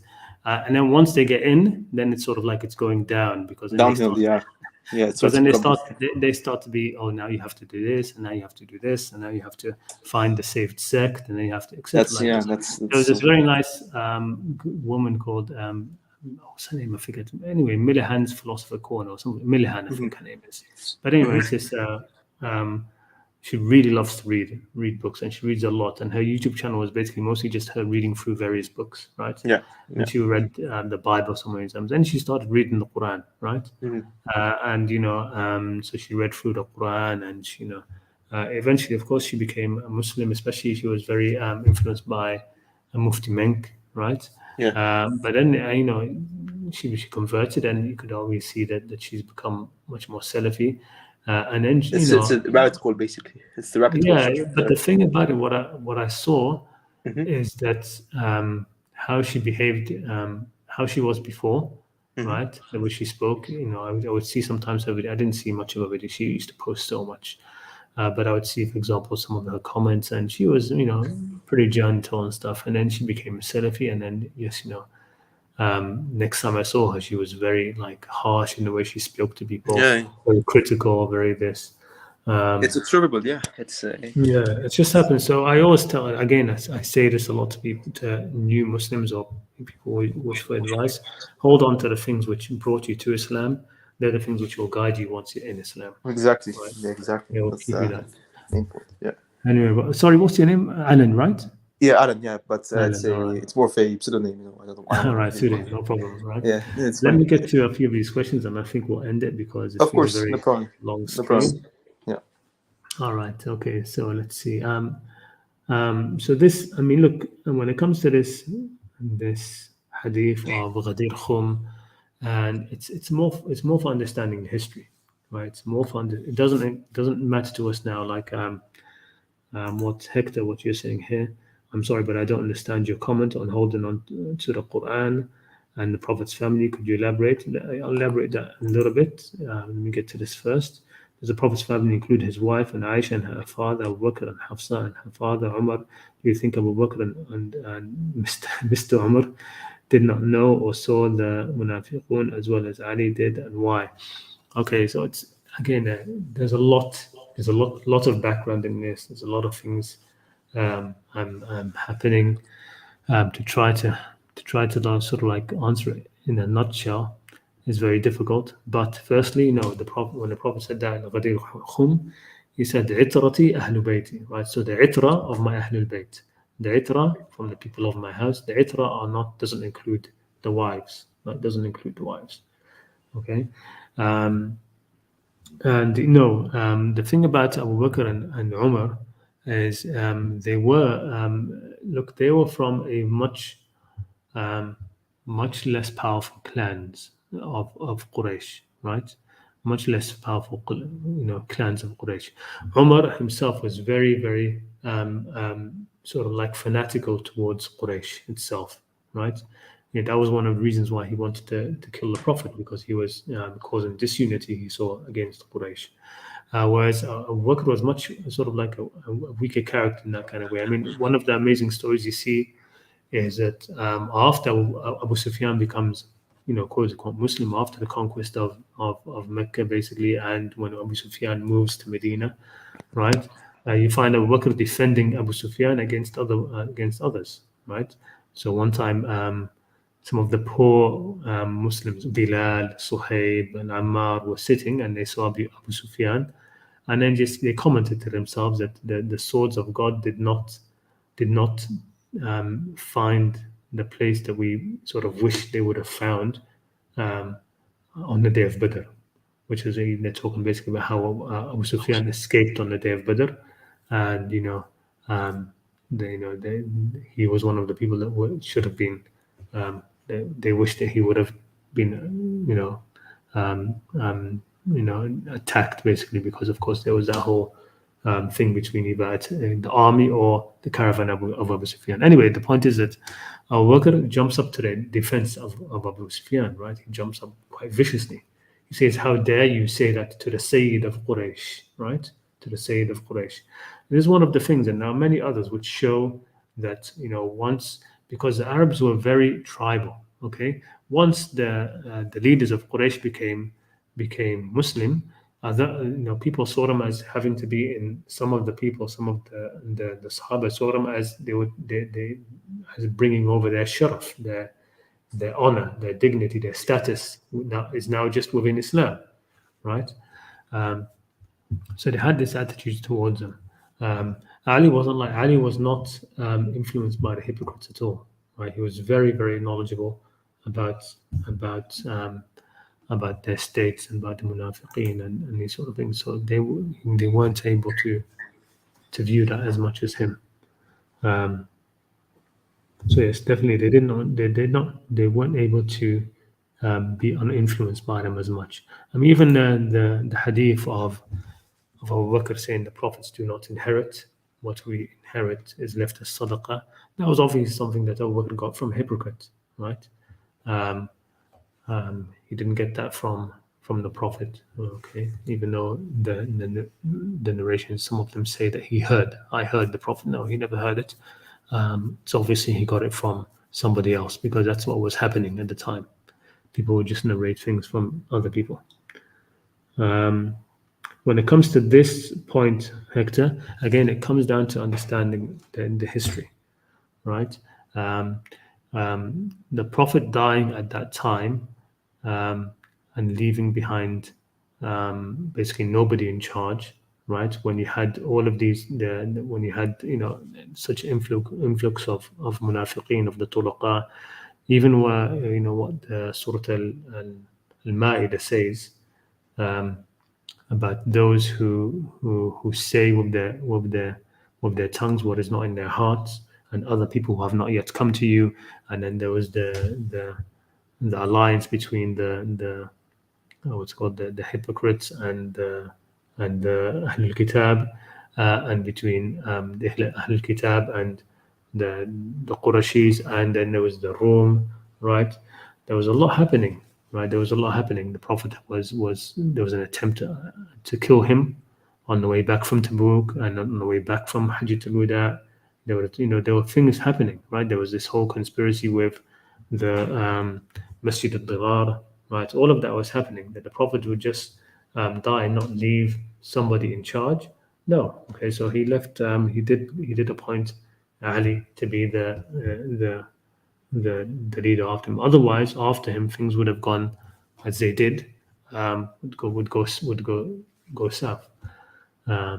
So you need somebody who is able to keep that back. So the main point is this: that shift from when the Prophet is alive to after he's dead, that shift, right? That it's a critical junction. It's a very sensitive, critical junction for any religion. Okay, from when the Prophet is alive to after he's dead, right? What will happen? Okay, can we survive? Can Islam survive the Prophet's death? Right? Somebody needs to oversee that. If that is overseen properly and the Ummah were to hold on to the Qur'an in that sort of situation, then subsequently we're never going astray. The hadith, that's basically what the hadith is saying. So it's a critical junction, right? You don't need to know about it now. But if you want to understand how things came to be the way they are, if you want to understand the early history, if you want to understand a lot of things, you need to understand the early history. What was the last few months of the Prophet's life, okay, and the first few months after his death, right? That the very first thing that happened after he passed away is a hadith comes to negate the Qur'an. All right, the hadith comes straight away to negate the Qur'an, and negating what? Negating the inheritance of the Prophet's daughter, right? As if the Prophet would have told everybody else that he had that he wouldn't inherit, and he wouldn't have told his own daughter. Who would do that? What madman would do that? If you yourself you would tell your friend, a friend of yours, that nobody will inherit anything from me, but you won't tell your own children. Okay, so it's difficult for me to say it in one go because there's a lot of back history that needs to be revisited. Sorry to interrupt on that. Sorry, but on that of early history, do you have any books or openings you could recommend? The problem is, no, it's not. The Shia have a lot of the history, right? But of course, they go into they have a lot of exaggerations and things like that. I haven't seen it all put in one place, to be honest. It's more recollections. Yeah, it's different things. Different things you can find. Some of it, a lot of it, Hassan al-Maliki has revisited it. The various scholars have talked about these kind of things. Okay, but it needs to be. You have to really go back and sort of step by step try to survey the history of what's happening, right, in the Ummah. The Prophet ﷺ, he's there when he, for how long was he trying to get the people? He was basically being ignored in the last few weeks of his life. Yeah, that's true. Prophet was basically being ignored. The Jaysh of Usama, it's a huge blight, right? He's trying to get the army to go, and nobody's listening to him. Go, Amfidhu Jaysh, go. Each time they're bringing up a excuse. One time they're saying, Usama, he's too young. One time this one, and eventually he didn't go, right? Yeah. And the prophet died, and the army had not gone. Right? They weren't. Nobody was listening to him. Right? Yeah. And then there's the his wanting to write down, basically say the same thing which he said in Ghadir Khum. He wanted to write that down, and he was saying, no, he's raving and this. It's a lot of there was a lot of issues. Because on that note, it's really hard to find reliable sources nowadays. It's really complicated to go through that time of history and discover the origins of what has changed. Yeah, especially for new people, it's really hard to find those documents or perhaps all those openings and those reliable sources to trace back to what's happening nowadays. It's kind of complicated. Yes, thank you, Hassan, and thanks so much for coming on. And I've always loved. By the way, Hassan is, I think, is a very good perspective. I mean, he's ex-Muslim. I've seen some of his videos. But he's what I mean. I think he's I see him as the most important ex-Muslim voice. One of the reasons, not just because he has, he has a sharp mind in these kind of things, but also because, most of ex-Muslims have had real issues, like abuse or this or bad experiences, etc., which led to that. Whereas he hasn't had any of that. He's experienced a good life as a Muslim, and with so his critiques are mainly based on the actual texts of Sunni Islam, etc., and the interpretations of the Qur'an and these kind of things. Yes, really more philosophical. Yeah. And there's a whole narrative of killing apostates in Islam and ex-Muslims. That's so stupid. Yeah, of course. Yeah. Anyway, my friend. Thank you very much, honestly. It was an absolute pleasure speaking to you. Yes, thank you so much. And Barakallahu feek, brother. Thank you very much. Thank you so much. Thank you. Walaikum assalam. Take care of yourself. All right, I think we'll call it a wrap. That was, I think, probably the longest stream we've done. But thanks everybody for coming on. If there's anything that I missed in the chat, you can put them now quickly, or we can call it a night maybe. Thank you, Adriana. You were with us for this time as well. And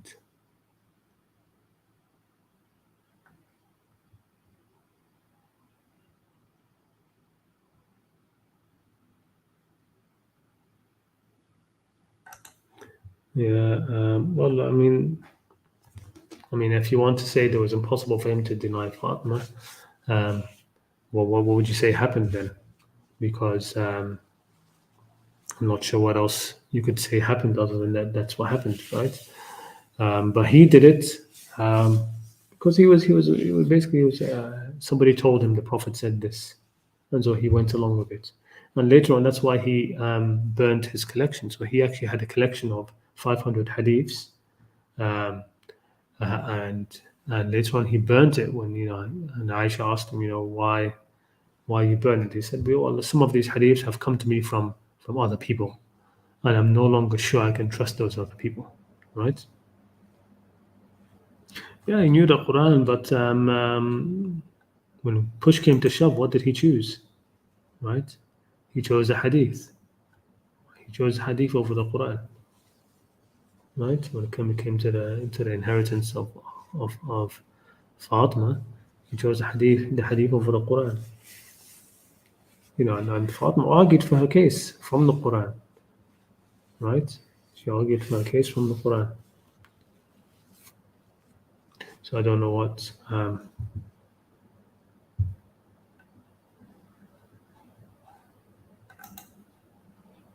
No, the Quran says prophets inherit. Prophets inherited from each other, right? Zakaria, Yahya inherited from Zakaria. Zakaria made the dua that he would have a son so that they could inherit from him.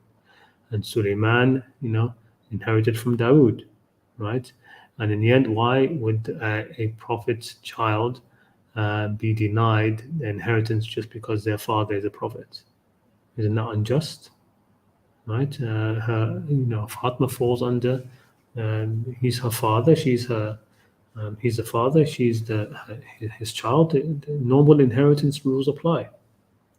There's no exception in the Quran that says prophets should not inherit. Why should the children of prophets not inherit from their parents? Why? Right? But in any case, could you really accept that the Prophet told Abu Bakr this, but he didn't tell his own daughter? Or he told anybody this? He told anybody that we prophets are not inherited. What we leave behind is charity. And the only person that he didn't tell was Fatima, the one person who's going to inherit from him. He doesn't tell her. No, of course it was just a lie. It was made up, and it was made up again just because of the. It's a political hadith.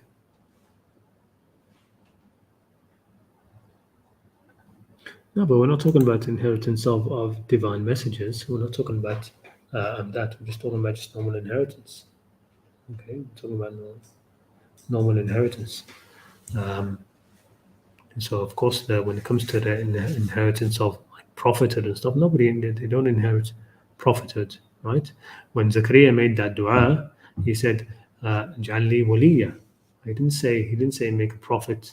I want my son to be a prophet. No, he said I want a prophet, somebody to me to inherit from me, and to inherit my duties and etc. But he was just a normal person to inherit from me, okay? Just a person to inherit from me and take over after me as well. But then as Sulaiman, he wasn't, he inherited the kingdom of Dawood, not just prophethood. Anyway, let's leave it there. It is a topic which it comes to the history, which I haven't wanted to dive into this channel, because in the end, it can be ignored. But if you want to understand the history, there's a lot. That's a key pivotal moment. Key pivotal moment is after the Prophet's death and his. And what happened afterwards, Saqifa and Ghadir and all the rest of it. Anyway, Jazakumullah khair. Thank you so much for coming on, and see you all in a couple of weeks. Assalamu alaikum wa rahmatullahi ta'ala wa barakatuh.